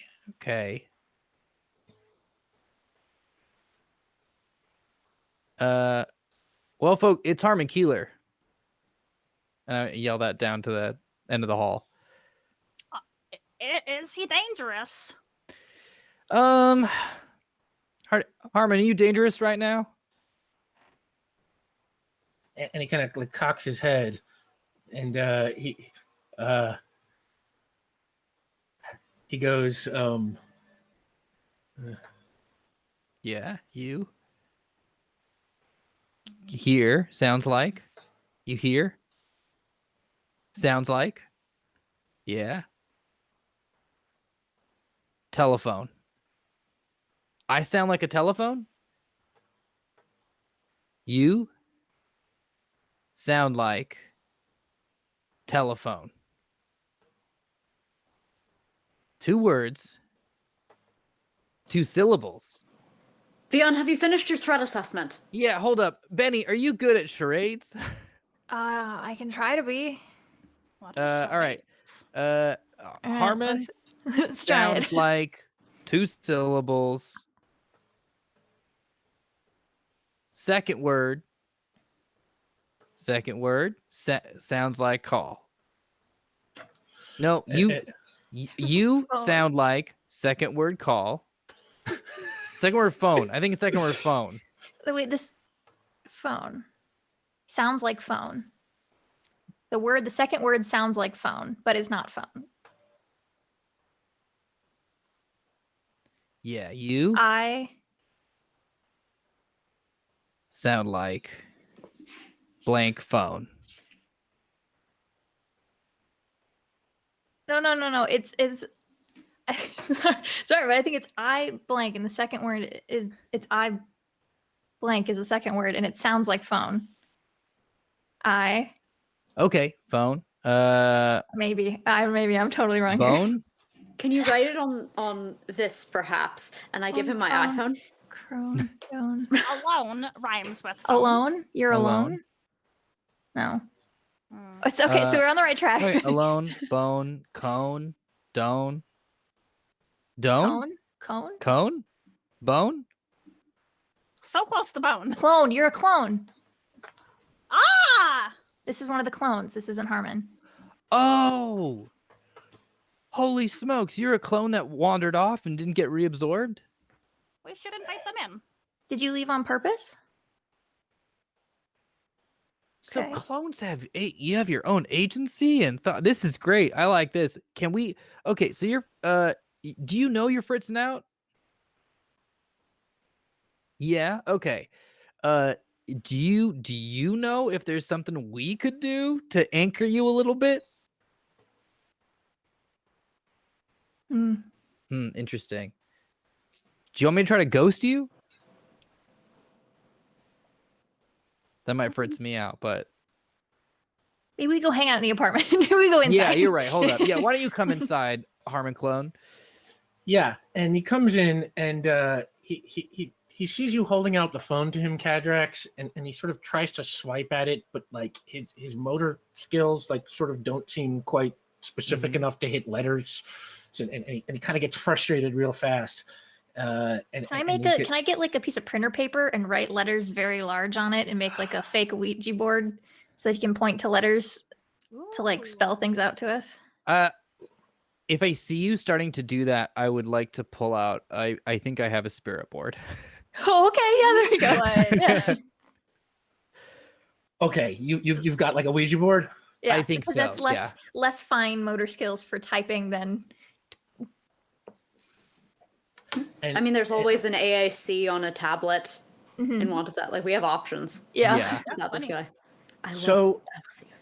Yeah, oh my god, yeah, this is fantastic.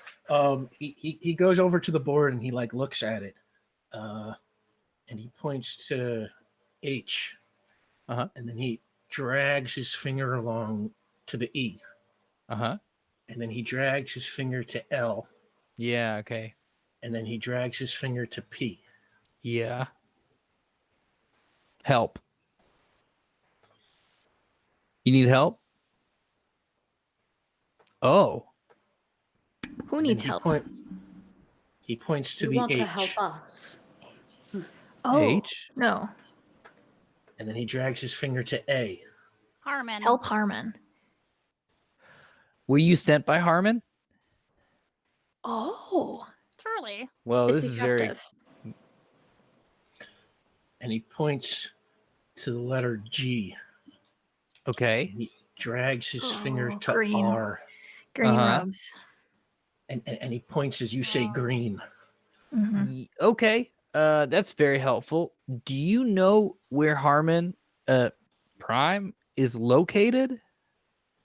And he kind of Kinda. Can you give us like a ballpark? Where did they go missing? he kind of goes back to the board and he points to the G.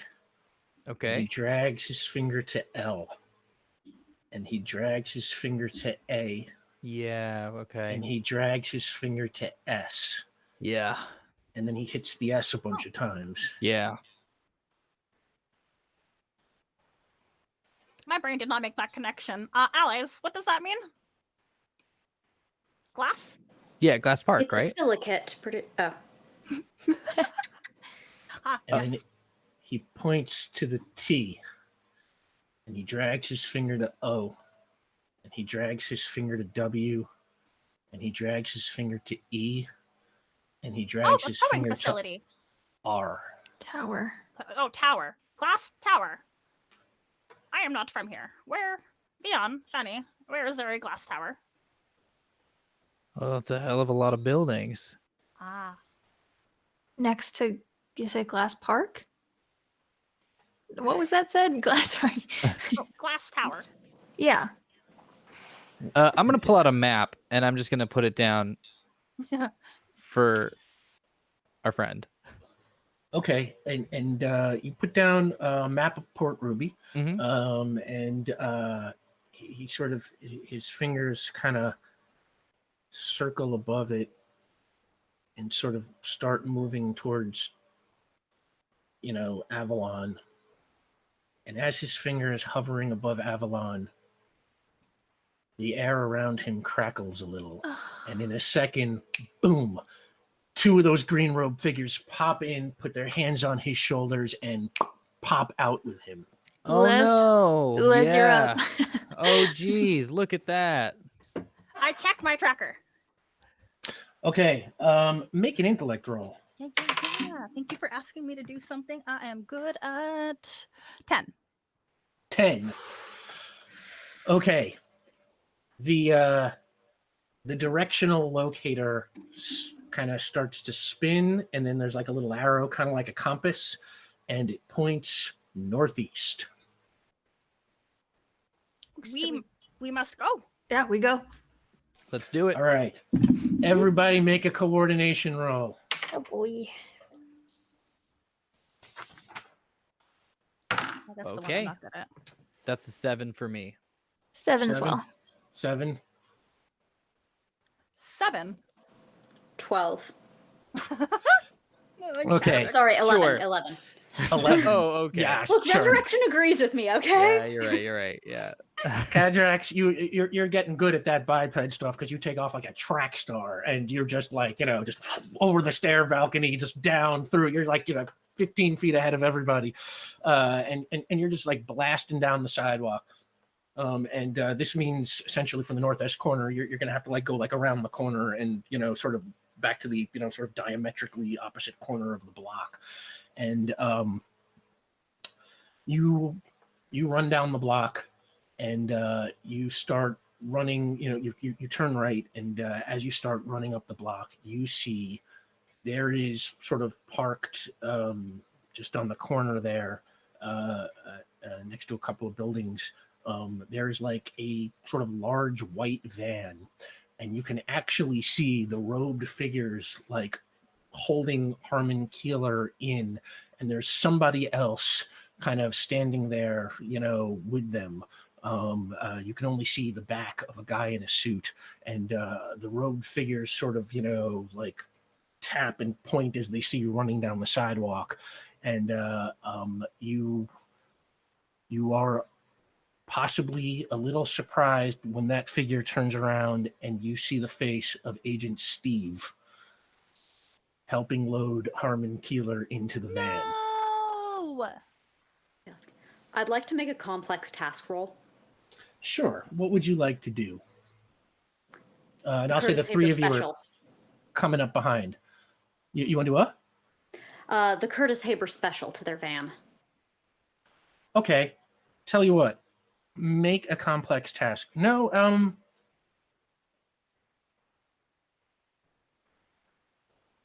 do me a favor, make a coordination roll. Ooh. Ooh, naughty Steve. Okay. 7. Not great, Bob. Before you can do anything, Steve reaches in his jacket and clicks something. And when you go to use your powers, nothing happens. Naughty Steve. And Steve, as I would say, the three of you are now, you have caught up to Cadrax, and Steve sort of looks up at you and he says, you wanted to know if we had portable nullification technology? Well, turns out we do. And the three of them pull out guns and point them at you as Steve says, power belongs to the powerful. No. Friends, may I request that you close your eyes? It is going to get bright. Request granted. And I turn my back. I want to use my light blast with the light blast effect, and I will use it as a stunt. I think that's how we did that when we add an extra effect on top of moves, because it's maximum at all times. And I will use my last point of determination to try and hit all of them with this almost like Kamehameha wave of just like pure light energy. Okay, you get into position and you try and give off your light blast, but nothing happens. Oh, I just keep walking forward. And Joke's on you. I don't like using my powers anyways. And he fires a shot into the ground at your feet. It's like, just stop. Just stop. I don't want to have to kill anybody right here in the middle of the street. I take another step forward. You take another step? Yeah. Okay. I'm hoping I'm buying time for my friends, but I'm going to be a big and an obnoxious young adult, and I'm mad at him right now. I don't like to be betrayed. Make a coordination roll. Yeah. Oh boy, this could go very badly. Hi, everybody.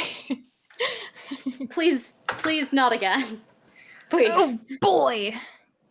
Really not great. Well, hopefully I'm holding his attention. 5. 5. Oof. Yeah, it's bad. He was bad.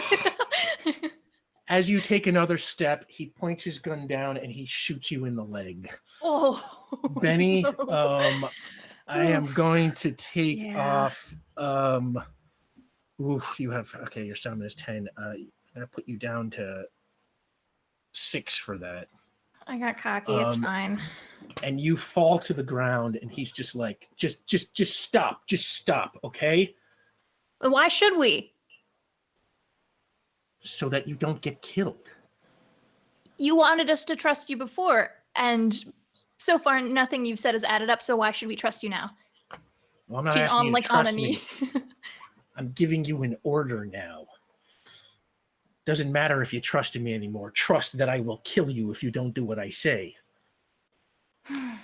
Yeah, you throw that word around. And I'd like to close. What? I say all in a daze, and I'd like to close. You're gonna always get inside the effective range of a weapon. Okay. That's what I was trying to do. Extremely specific on that particular point. I would not like to walk step by step, though. I would like to move with alacrity. Okay, make a coordination roll. Absolutely. Actually, make an initiative roll. Everybody roll initiative at this point. Okay. 9. 9. 5. 8. Same. 8. Okay, Kadrax, you go first. Make a coordination roll to close the distance. You are about, I don't know, 15 feet away or so. I can What'd you get? find my way. I can close the distance. That's an 11 from me, bruh. Yes. Okay. You go running towards. Who are you going running towards? Steve or one of the others? All three have guns, and all three have guns pointed in your direction. I mean, or in the general direction of the 4 of you. I am. Where are the 3 of all of them in relation to the driver's seat of the car? The 3 of them, like, let's say you are looking at the back of the van, you Right. know, and the 3 If of I them think are one of sort them makes a standing in break front for of the it. driver's seat, who do I go for? Please say it's Steve. Well, they're all just kind of standing with guns out. Nobody's making a break for it, as far as you can tell. Right. I haven't yet broken their spirit. Good. Fine. If there isn't a particular target on that basis, I'll go for the traitor. I find myself strangely disfavorable toward them today. Okay. You go running towards them. You said you got an 11? Mm-hmm. Sorry, hang on.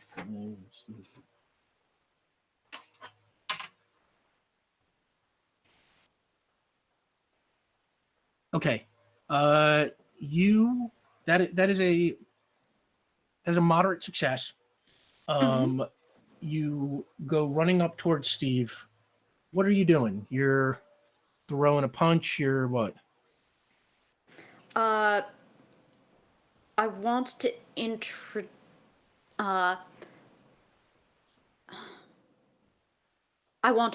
a star coral plasium buckler to his face.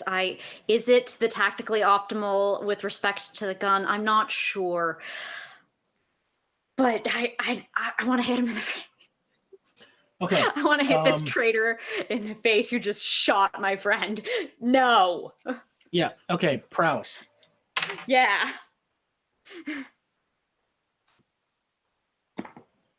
Okay, I'll take it. 11. 11. Yeah. Okay, so that is a moderate success. So your buckler's 7. Yes. So you do 3 damage to Steve. Ooh, does he have resistance up? Naughty, naughty. And while you hit him, he feels that and just goes, just falls back a little bit onto the van and kind of clutches his face where you hit him, and he's like, ah, God damn it. And while you were there, one of the monks behind you grabs you on the shoulders, hits their belt, and you disappear. And they teleport you back about 50 feet on the street away from the scene. And then they go running for it. That brings up who got the 8? Okay, Vion, you next. Rick, what's this car made of? This car is made of steel. It is not a bard, unfortunately. Well, damn, that really does suck. Those tires sure aren't. I was just about to say, the whole thing's not, right? I would like to run up to the side of their van and pull out a credit card from my wallet, which I have on me. And I would like to phase that into one of the tires and then unphase it. Okay, make a coordination roll. Okay.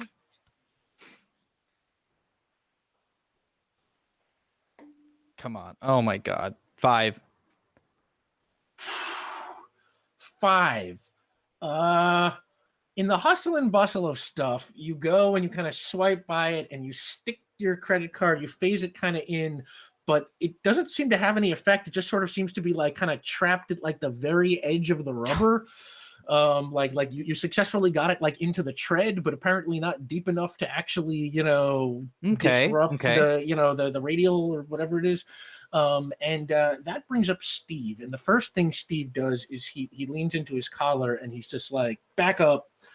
As he says that, you can see like car doors start to open elsewhere on the street and other agents start to pop out and head your way.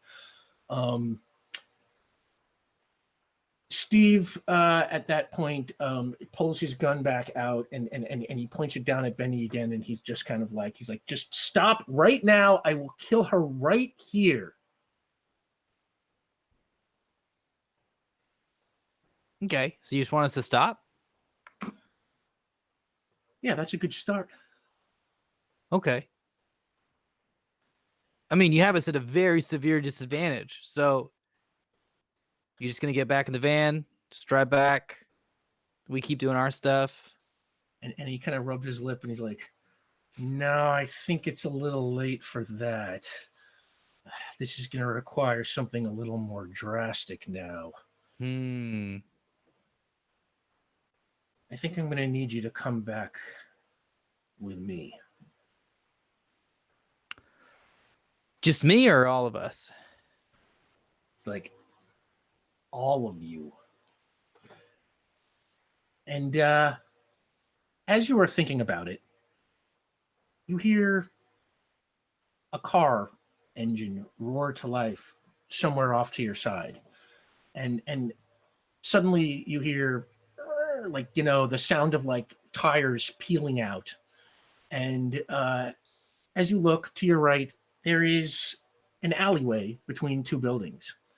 And through the alleyway comes this van coming towards you. And it kind of skids out as it comes out of the alley and, you know, kind of fishtails and knocks immediately one of, you know, those, you know, green robed figures down. And as the green robed figure falls down, its hood comes off. And you can see that underneath, you know, it's got this like, you know, this person is wearing this black mask, you know, that kind of, you know, exposes their eyes. That person just, you know, goes splays flat down on the concrete, and the van kind of pulls up next to it, and the back flies open, like the side door, and a head leans out the window, and there's a guy leaning out the window, and if I had to cast him, I would say he's Sung Kang from Fast and the Furious. And he leans out and he goes, come on, come with me if you want to live. It's all the convincing I need. I'll open one of the doors. I won't jump in yet, though. Like, I'm going to open, like, the side, because it's a van, right? Yeah. Okay, great. So I open up the side door. That back door, right, like, sort of auto-opened as he, you know, kind of came in front of you. So you can see inside the van. There does not seem to be anyone else in there. And I open the door, and then, what I would like to do, man, there's a bunch of, okay. You know what I'd like to do really quickly, because Benny's been shot. We're kind of scattered. I would like to run up and quickly to the van. I would like to just post-cog the van. I don't care what happens. I just need a post-cog. Oh. Sure. Make a post-cog roll. Okay. Ooh. Great. 8. 8? And I'm broadcasting. Okay, for an 8, you hit it and you see yourself. You're you know, suddenly you're in the garage part of what looks like a kind of a car rental agency or something, and you see this guy, the one who just, you know, stuck his head out the window at you, and he's sitting there, and, like, you know, he's at a counter as somebody's like filling out paperwork, and he's like looking at his watch. He's like, come on, I don't have all day, come on. Great. In all that commotion, I've run over to Benny, and I've recorporealized. I've knelt down, and I'm helping Benny up. Yeah, and the guy's just like, come on, hurry. And like he leans out the other window and like he's got a gun and he starts just firing randomly in the direction of the van. And then he looks the other way and sees those other agents coming up the block at him, and he's like, move. Where's the doc? We haven't seen you since you got shunted 50 feet away. I don't know where you went. Yeah, you're about 50 feet down the block, Cadrax, as you see your three friends climb into this van, and the van sort of starts taking off, like, like it's sort of moving slowly. What do you do? Sorry, before Ulez Oh, would yeah. get in, we have the 2 smoke bombs left. Ooh. And Ulez would like to throw them in 2 different directions to kind of cover up our location. Oh! Make a coordination roll. Yeah. Been waiting so long to use these. Okay, that's a decent That's roll. great. And 9? to clarify, Go for it. I was gonna say, to clarify, I would like to create the condition of like confused for all the green folk, because I just want to broadcast whatever image is coming out of the van, just so we can get like an easy like getaway. Okay. What did you get on your post-cog roll? You got an 8? Yeah, that sounds right. That's what you said. Yes. Okay. 'Cause I was I'll impressed say by that it. creates it with no activates. Okay. Or no free activates. You know what I mean? Good. Got it. So what did you get on your coordination roll to throw smoke bombs? 9. Okay, yeah, exactly what you want. It throws on either side, and like this sort of cloud of smoke envelops the van. You can hear some of like the green robe figures and Steve like kind of coughing, and then you get in. Yeah. Tires start to spin, and the van sort of starts taking off. Cadrax, what are you doing? What is the position of, at this point, the van and the green robe who showed their back to me?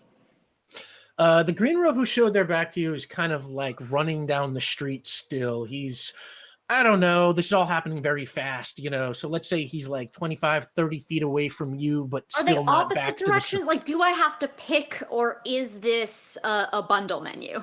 No, this is kind of a bundle menu. Like you are, let's say you are at, one end of the block now, and the green robe guy deposited you all the way far away. So now he's running back towards the vans. I like my conditioning in this test. Just relatively speaking, one of us trained for 4. So I am going to go as fast as I can toward him and the fan, and I'll have baton out. Okay. See if I can pass him. Fast as you can, huh? You start running towards him, trying to catch up, pushing yourself as hard as you can, and you're running, and it's running so fast. All of a sudden, it doesn't even. You're going so fast, it feels like your feet aren't even touching the ground, and you sort of look down and you see that your feet actually aren't even touching the ground as you lift off and fly after him. Cadrax, you now have flight level 2.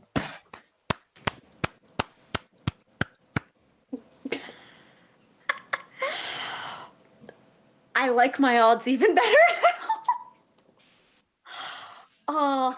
Does that mean that I can just whoosh this poor, like, the goal here, honestly, a little bit just to pants this guy and get the belt off him? I love it. You make a coordination roll to try and do that. Absolutely. Can I add my flight? No. I have the power skill for that. No. Yeah. No, that's right. fine. Yeah. I have the specialty. This works fine.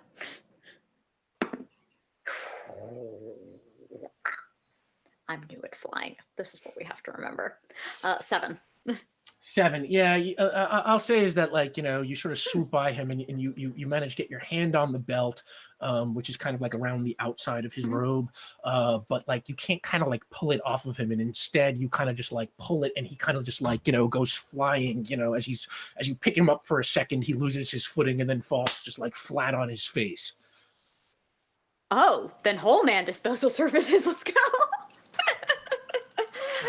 But I'll prioritize getting in the van and being nominally well behaved. Sure. And the 3 of you are watching as you see Cadrax fly into the open door of the van. Hi. Very cool. Yes. Eversinger Properties. Legends didn't say anything about this. Ah. Yeah, hold it. But first, and I'd like to turn to our driver. Hey, thanks. And who are you? He hits a button and like the door sort of slides shut, it's like an auto door, and a thing. And he kind of peels out. He's like, 1 second. And he's like the van just going real fast as he just like tries to like avoid traffic and pedestrians and stuff like that. And he zips around and he's just kind of like, won't be long till they're on our tail. But yeah, I'm Henry Park. Nice to meet you. You must be Theon Vigor, Benny Beckett, Ules Galley, and Cadrax. Do I have that right? We greet you. I greet you too. Yeah. How did you know to get us? Well, that's a very, very, very long story. And Okay. I am going to take you to a person who can probably tell it a lot better than I can.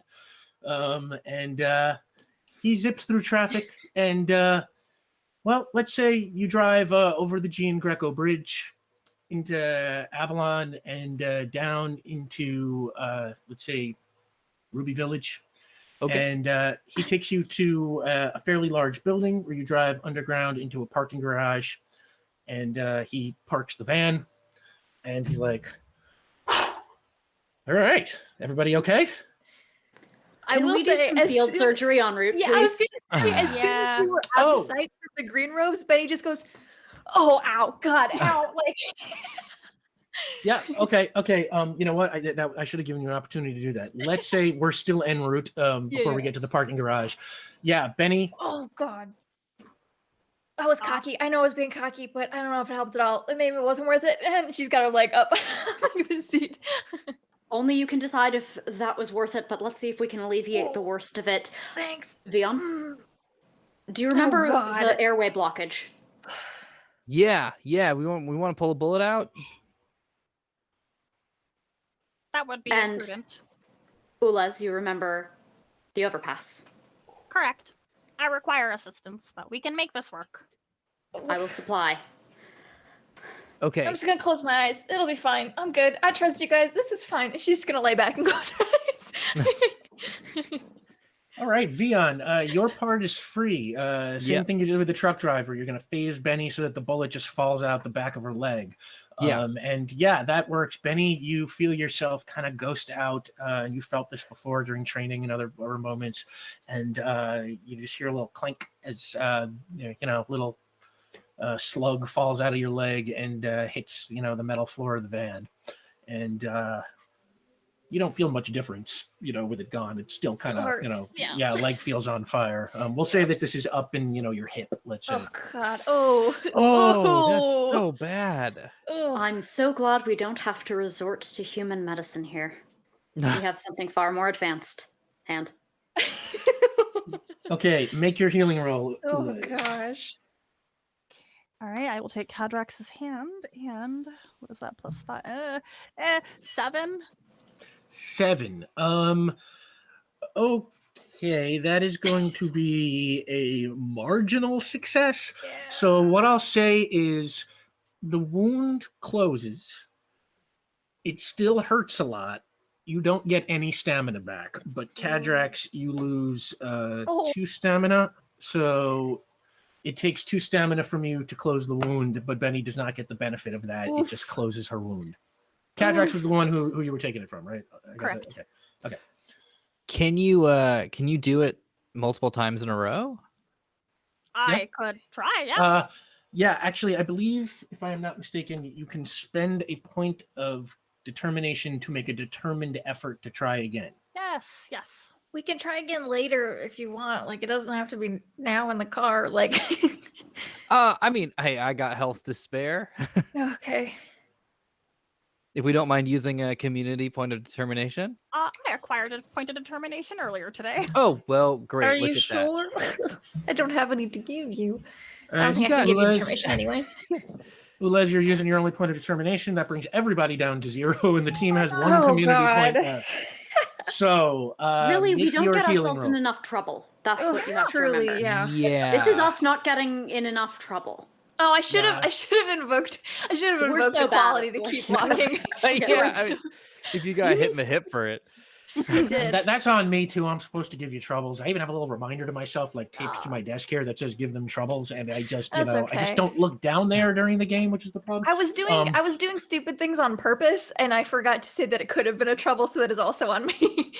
If you can't make your own trouble, store-bought is fine. The Stormont is fine. Yeah, that's good.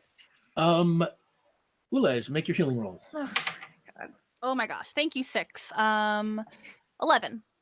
11. Okay, that'll get the job done. Vion. Okay, that is a major success. Vion, I'm going to say you lose 3, bringing you down to 4. Oof. And Benny, you gain 3, bringing you up to 9. And Yeah, the y'all, pain, I'm like okay. yeah, the pain goes away for the most part. It's like it's a little stiff. You can definitely feel the spot where you got shot. And there's a little scar left behind, but you are no longer in pain of being shot. You know, when I was a kid and I would watch like action movies and stuff, I used to think that like if I ever did become doing superhero stuff, that like I could never cauterize a wound for myself. So this is way cooler. Yeah, and Henry in the front seat is just like, yeah, damn right, that's cool. Watching us in the rearview mirror. Like, wow. Oh, like, thanks, I'm guys. not really into action movies myself, but and What kind of movies are you into, Henry? I don't know. I don't like, not into that car chase stuff. And yeah, Okay. as he pulls the car in, comes to an end, he turns off the engine and he's like, all right, we're here. And he hits a button and the door slides open and you're in a parking garage. And he's like, follow me. Okay. And he leads you through the parking garage to an elevator. He hits the door button on the elevator. Later doors open. You go inside. He hits floor 8, and the elevator doors close. Goes up. Wait, Doors open. Yeah. this isn't like where we are. Isn't like this is just another building on floor 8. This isn't the same one that me and Ulyss went to the other day. Yesterday. Oh no. Okay. No, that was all the way in northern Avalon. Just You're wanted now to in make sure. Ruby Village in southern Avalon. In fact, Jake, if you want to put the map for like a minute, I think Ruby Village is on that map. Yeah, you are, essentially in, what would be the equivalent to like Greenwich Village or something like that. Not far from Dalen. No, you are actually in Dalen's neighborhood. And also the same neighborhood that the Enlightenists headquarters was in. My God, And the Bodega Cat. Yeah, there you go, Ruby Village right there. No, you had, yep, there we go. That right there is Ruby Village on the map. And yeah, it's like, it's a big neighborhood. So it's like, yes, Dalen's in this neighborhood and the Enlightenists are, but it's like, this is like Greenwich Village. It's kind of large. So the doors open and Sam, and the doors open. And I see you making faces, and you find yourself in a hallway, and he's like, "This way." And you walk down the hallway, and the hallway has no doors except for one all the way at the end. And you get to the end, and he unlocks the door, and then he's got like a sort of swipey pass card thing, and he swipes the card, and buzz, and the door opens. And you walk into what is like a little waiting room, and he's like, just hang out here a sec. And he goes, and there's another door on the other side of the room, and he opens it and pokes his head, and he's like, they're here. You want to? Okay. He's like, come on in. And you walk in the room. And when you walk in, you find yourself in an office with no windows. There's a desk and a couple of bookshelves and filing cabinets. And sitting behind the desk, there is a woman. I would say she is played by Meryl Streep. And she, please come in. My name is Lila Pendry. I think you already met Henry Park. And I do believe you know the Major. And you turn around, and sitting in the corner is Major Bruce Buck, who's sitting in a chair, and he kind of waves uneasily at you. And Lila says, I think we can provide the answers you're looking for. Welcome to Project 5. You want to have a seat? And there are a couple of open chairs. You want to sit? Yeah, thank you. Slowly. Are there really just a couple, or are there enough for? I'll say there's 4 enough for or 5. everybody. Bunch of Okay. folding chairs put out for I'm you. happy sitting next to dog on the ground. It's perfectly fine. Okay, if you want to do that, sure. You're on the ground with dog. There are folding chairs for the rest of you, and Major Buck is just sitting on the corner, in sort of a folding chair. I'll open And- up a chair for Ulez just in case you haven't seen a folding chair before. Never. So that's very kind of you. And Lila says, "Whew. This is a bit of a long story. Yes, we'll need to know what happened to the first 4. We'll get there. It all started in the late 17th century in a town called Deer Cove. A man named Nathaniel Stoughton discovered the existence of people with superpowers, and he perceived them to be a threat to what he considered the natural order of things, namely that power belonged to the powerful. She kind of rolls her eyes. So he founded an organization that he called the Solidarity of Man. And he set out to extinguish people with superpowers. But in 1674, Stoughton was given a prophecy. A woman with the power of precognition saw light and thunder, fire and spirit, the end of him. Now, Stoughton knew that prophecies could be tricky, so he resolved to be ready to prevent it from coming to pass. He took his Solidarity underground, and he began to convert them into something else, something that could be seen in the light of day. Now, he died of old age before his project was completed, but others took over the reins. And when the organization next emerged, they were calling themselves the Division of the Supernatural, and they were offering their services to George Washington during the American Revolution itself. And then Henry jumps in, and he's like, and with the resources of the government behind them, they exhaustively sought out superpowered individuals everywhere, or what they had started taking to calling extra normals. See, they enlisted those individuals on missions for the revolution. And after the war, Washington made them an official, albeit top secret agency of the US government.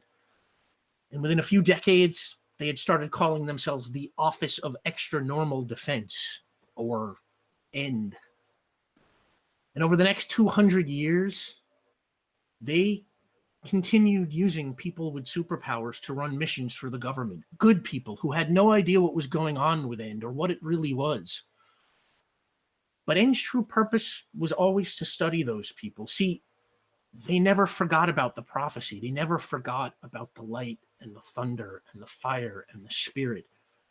And they guessed somewhere along the lines that those 4 forces were themselves extra normals. And they were looking for them. They operated quietly, but over the years, a handful of operatives from other agencies picked up on them. I learned of END while I was working for the FBI. Lila was in the NSA. And in time, 5 of us found each other and shared our concerns. And that's when we began to work against them. Jake, you can probably get down the map now. And then Lila jumps back in. She says, we eventually learned that anyone with superpowers that END couldn't use was abducted and locked up in a prison that they call the Glass Tower. 2 members of Project 5 actually gave their lives for that information. The 3 of us are all that's left. We also determined their greater objectives, and when we knew enough, we resolved to find the light and the thunder and the fire and the spirit before they did. When we found out about the 4 of you last month, and she reaches up to her desk and pulls out a picture of the 4 of you at a construction site saving a construction worker, which you remember from the first episode. She says, when we found out about you, we knew the battle was coming to a head. But we didn't know what to do, because one thing Stoughton was certainly right about is that prophecies can be very tricky things. So we kept an eye on End, and we kept an eye on you. And when the Major saw who approached you, well, and Henry holds up a picture of Steve, and he says, this man is Stephen Nathaniel Stoughton, a direct descendant of the guy who started all of this, and he is incredibly dangerous. And Bruce Buck kind of gets out of his chair and he says, sorry I couldn't tell you all this sooner. I know I owe you some explanations. See, I trapped your friend, and he points to Ulez. The one like you, Ulez. I trapped them down in the sub-sewer because I knew if N got them, it would be very, very bad. I managed to secure their ship on a military base, but a couple of days ago, and they took it from me. Oh. They had never been that aggressive before, so I knew things were escalating now. And when I found out that they were making a move on the evidence against Vion in that California murder investigation, I knew I couldn't let it fall into their hands. You don't want people like that having something like that on you. So I made my move, and I used military personnel to do it, which means I really unzipped my fly there. They know we're at war now.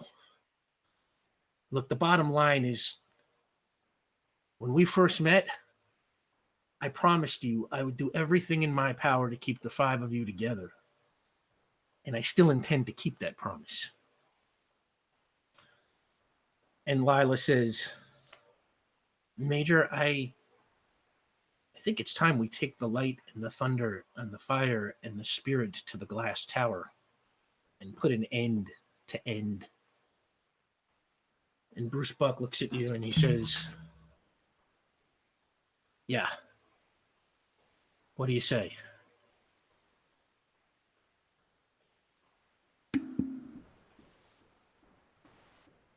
I mean, you'll understand if we are not so quick to trust currently, but It's like, that's probably wise. And he sits down in his chair again, and Lila says,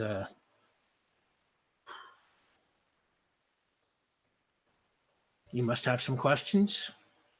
Ask away. Why did you threaten my Ulez galley?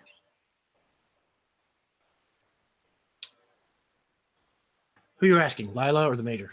The Major. He says, oh, I didn't threaten them. I just... Unlike End, I can't operate with impunity. Whatever I do has to be cleared through the military, or else I'm sticking my neck out, losing my commission. And I had to thread the needle between protecting you from End and doing my duty. So I was hoping to take you all into custody and tell you about all this before End got a hold of you. That's why I was bringing you into custody that day at that site in Baronsdale. But then Stoughton showed up. He pulled rank on me. There was nothing I could do at that point. Ulez will cross their arms kind of like stubbornly. Very well. If you want, you can make a willpower roll and see if you can read him as telling the truth or not. Yeah. Oh Sure. dear. I rolled a 1. You rolled a 1? Yeah, so a 4 total? Well, it sounds like you're using my die today. Okay, hang on. Let me find Bruce Buck's sheet. I got a lot of NPC sheets. Character Now. sheets? Sorry, Oh, yeah. cool. Folder's getting very thick. I can think of a couple character sheets would be happy to thin out for you, Rick. Okay, you got, what was your total? 4. 4. As far as you can tell, he's telling the truth. Okay. They'll still, yeah, cross their arms and like sit there pouting. Other than institutional rancor, what motivates the three of you against N?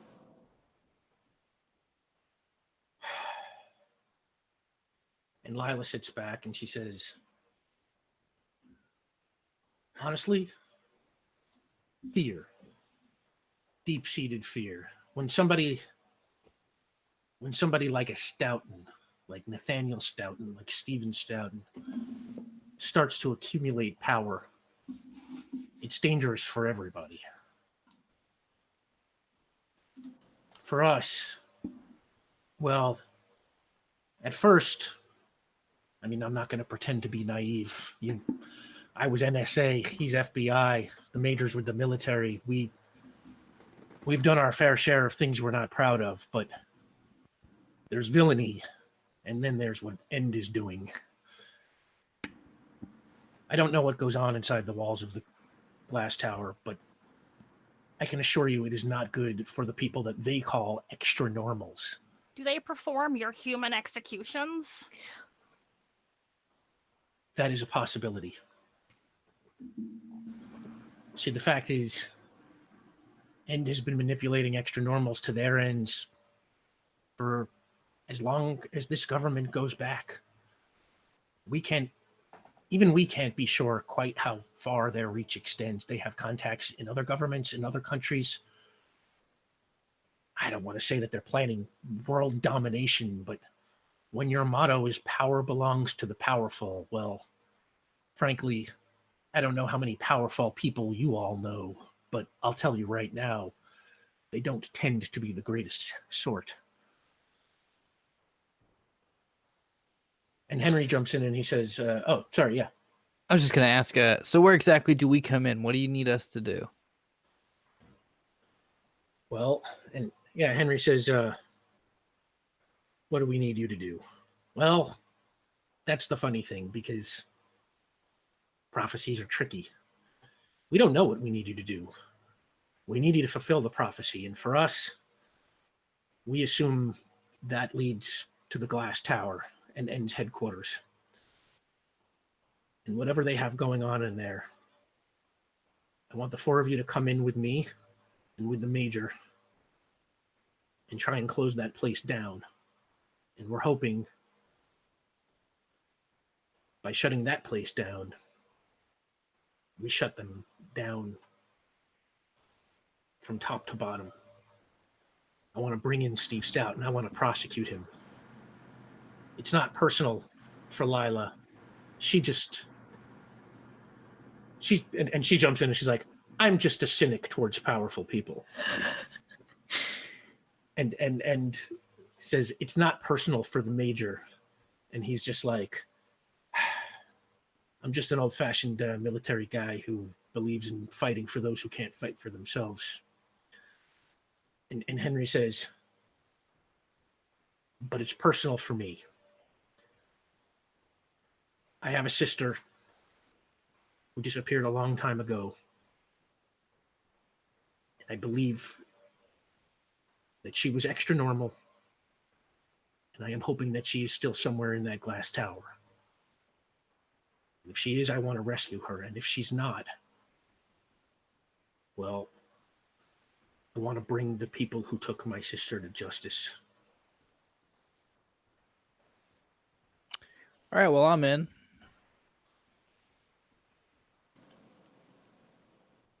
I do want to get a read on the genuineness of like with that like the Sure. why they're in it. Like, is that You can make a willpower roll against Henry. Yeah, I think they all spoke, so you can They all actually make a spoke, willpower yeah. roll against all of them. What's your willpower, Benny? You are 6. 6. Okay. Yeah. So why don't you make one roll, and I'll just apply it against all 3. Ugh. Dice What'd are you get? not doing well for me today. 7.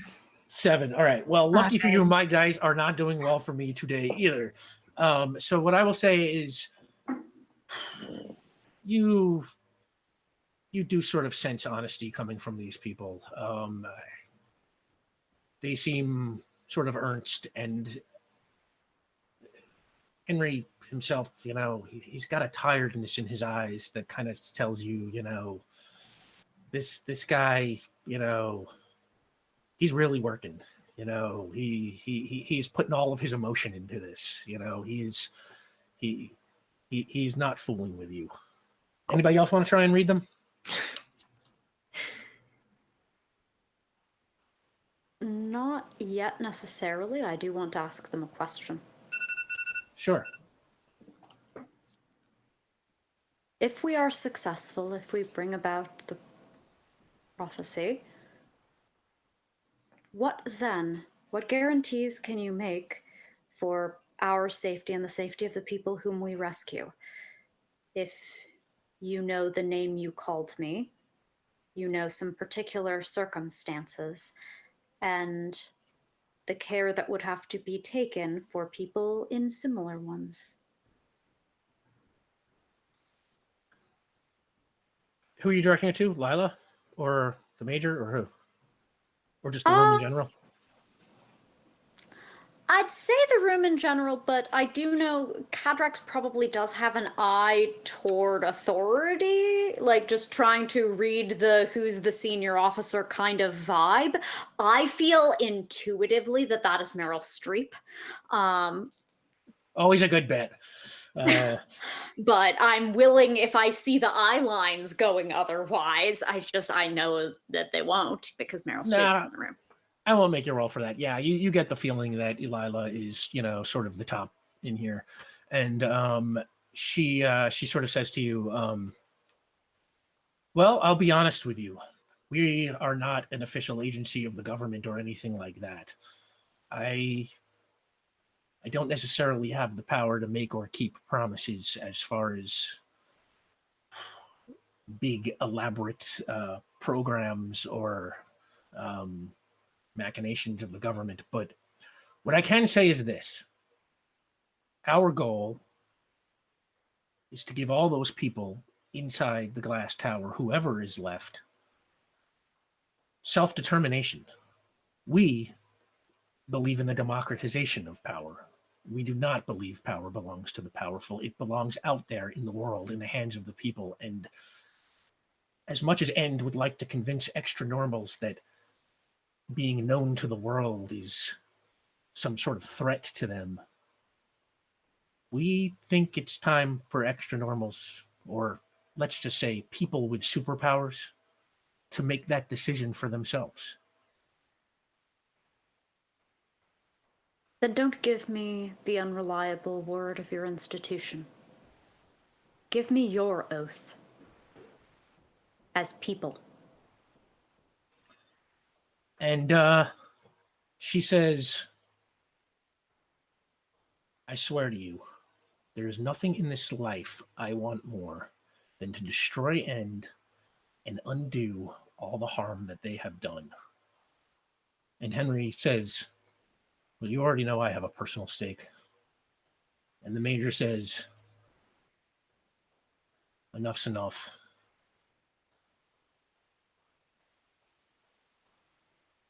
You want my word as an old soldier? And he kind of puts his hand on his heart and he raises his hand like he's like, I swear, I'm in this to help you and everyone like you. Then I'm ready to bring the thunder.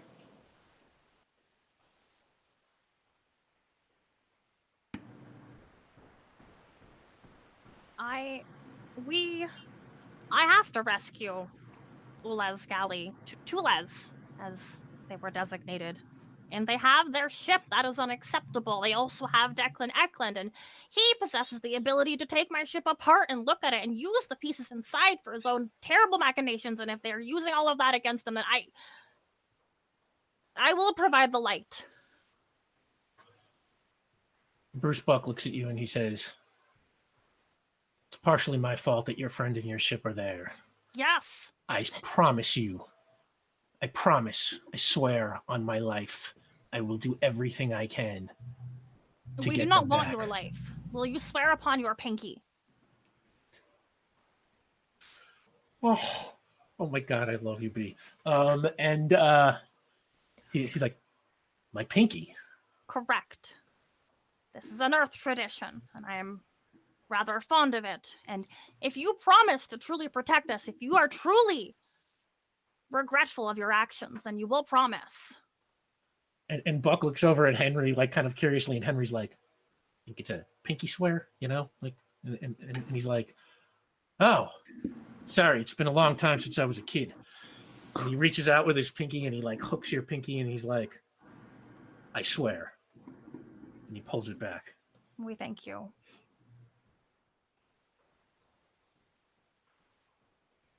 Well, if you're interested in justice, you got the spirit.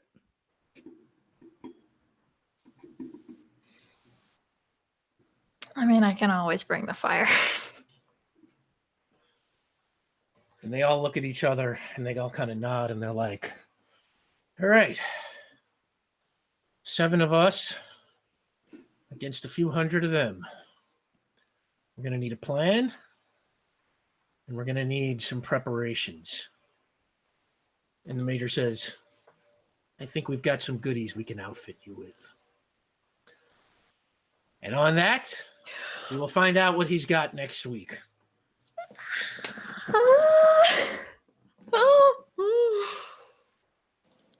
Oh. Oh my God, I can't believe we made it here. Wow. So much heck. I live. Holy moly, y'all. Wow. Ooh. I love the pinky swear. Oh my God, B, you are the best. I mean, The blame most Benny. solemn oath for people. Benny Oh was my just God. kind of being a little shit, but like, I'm glad that it took off. Yeah. Oh God, thank you for sitting for all that exposition. This was great. Oh my God, Kadrax, it's so good to have you back. And thank you everybody. Oh my God. Yeah, sorry this one came in a little bit short, but we'll make it up to you next week. Why don't we go through the goodbyes? Let's start with Omar Najam. Sure. Hi, I'm Omar Najam. You can find me at Omar Najam on Twitter. And on Mondays on our Discord, I am throwing up a chapter a week of Vion's book. It's so good. Mystery. Thank you. Thank you. It will make sense at some point. But I will say this is kind of tracking with the season. So if you want to catch up, this is almost in itself. Tomorrow will be a part 1 of a 2-part finale for the book. It won't end the book, but that'll just be a little thing. So check that out. And then on Saturdays, our friend librarian Liz does a reading over on Twitch. So please check that out. It's wonder. I have no words. It's just absolutely the best, and it's my favorite weekend tradition that I have right now. So that's pretty much it for me. Liz's readings are so great, and the book is so great. It's like Dennis Lehane meets Sue Grafton, like if they were both like super nerds, you know. Like, I mean, there's the kind of thing I would read if I had never heard of this show. You know, it's like you should be writing real books, man. Thank you. I have great news for you right now. It's almost like they already is. And I have great news about who's about to write the blurb for the back cover. Yeah. We got That that on. you. That's on VOD, right? Because we're gonna transcribe that later. Caitlin Bruder. Hi, everybody. I'm Caitlin Bruder. You can find me on Twitter at KKAMAPR to find all the things that I'm doing. If you like tabletop RPG things, you can catch us over on Rule of Lore on Wednesdays at 6 p.m. Pacific for Infinite Horizon, which is our superhero sci-fi spacefaring cipher system game. It's a good time. And that's, I think, all I have going on right now. B. Zelda. I've got too much going on. Wow, that's a change of pace. Let's start small. Starting Mondays, I might be recording a new podcast. Stay tuned for those information. Every other Monday, we release episodes of The Broadswords. It's a D&D podcast. We're coming to a close in our season finale. On Tuesdays, I run Indie Showcase on the Roll20 channel. This week, I'm going to be playing Zwahander with a castmate in here, a face you might recognize. So please, oh please, if you love us, you should definitely go peek that. On Thursdays, I'm recording an episode of Chimera, which is a homebrew game where, oh god, I think I have an octopus on my head. It's a new game. I'm still working that one out. And then on Fridays, I play a red panda who is also a bear in space. And my name is Nebula, and I break everything and everyone. On Saturdays, I do podcast recordings with anybody who wants me on their podcast. On Sundays, I record some D&D with Kobold Press. This week, we'll be doing something for GaryCon. And then right after, I'm right here. So yeah, follow me on Twitter at @B_Zelda. And you thought they were just role-playing when they said they never sleep. And it's so nice to have you back in the fold and alive and kicking again. Sammy Lev. Well, so I have terrible news about the kicking, Rickbud. But I am Sam DeLev. I am problem I never have. I did it again. I've been playing Kadrax Eversinger back and better than ever. And you can find me as a role-playing performer and variety streamer throughout the Twitcher net. My schedule's on my Twitch about page, twitch.tv/Delevely, DELEVELY. If you want to catch all of the specials and one-offs, including this week's Indie Showcase, I'm so excited for Zwahander. That information is all up on my Twitter at Tchaikovsky, ChaiKovsky. I would like to extend special thanks to Rick Budd, who will still be hearing from my Feels lawyers, and of course to Dazzler, voice of dog. Oh, Dazzler, the true star of the show. I'm Rick Budd. You can find me on Twitter at rbud913 and Instagram on rbud913, or you can follow the show at PowerPlay RPG on Twitter or Instagram. I will be back here next week for the season 2 finale of PowerPlay. I honestly cannot believe it. It's like, feel like we've been playing the show for 5 minutes, but here we are at the season 2 finale. Not ready to drop a date for season 3 yet. I'll tell you right now, there will be a season 3. Everybody's coming back. What I can tell you, if you want to pencil it in on your calendar, April 25th, Vampire Hunters of Port Ruby. I owe you that game from Operation Nazi Puncher. It will be on April 25th, and I'll have some more announcements to make about what the cast is going to look like for Vampire Hunters. Gina DeVivo is going to be in it, and we'll have some other cool folks. And I guess that is it. And on that, the theater goes dark, and we are in Michigan in the present day, and we are on a farm owned by Lola and Eileen Beckett, the farm that Benny grew up on, as a matter of fact. And I would say Lola is played by Jodie Foster, and Eileen is played by Helena Bonham Carter. And they sit on the porch of the farmhouse. Lola is reading a newspaper. Eileen is scrolling through her phone, and she says, well, maybe we just fly out there. And Lola says, you mean just go to Port Ruby and pop in on her without telling her first? And Eileen nods. It's like, yeah, it'll be a surprise. And Lola says, Benny hates surprises. And you know her. Surprise her too much, and you're liable to burn down half a block. And Eileen nods again and says, yeah, I guess you're right. I just miss her so much. And before she can finish, there is this loud boom from somewhere on the farm behind them. And they shoot each other these concerned looks and kind of jump out of their chairs. And they head down the porch steps. And as they walk around the side of the house, they stop as they see flames coming out of the open door of the barn. And Lola goes, damn it! And she starts running towards the barn. And Eileen pulls out, she's got her phone in her hand. She starts dialing 911, and we follow Lola as she gets to the barn. And she grabs this thick hose that's coiled up on the ground beside the building, and she turns on the spigot and starts spraying water into the barn. And she, runs towards the door, gets closer, and starts spraying the water around. And luckily, it's not an inferno or anything. And by the time Eileen comes trotting up, the flames are out. And she says, "What the heck happened?" And Lola steps into the barn, kind of waving smoke out of her face. And she's like, "I can't imagine." And they both look around, and as they look up, they see that there's a huge hole in the ceiling.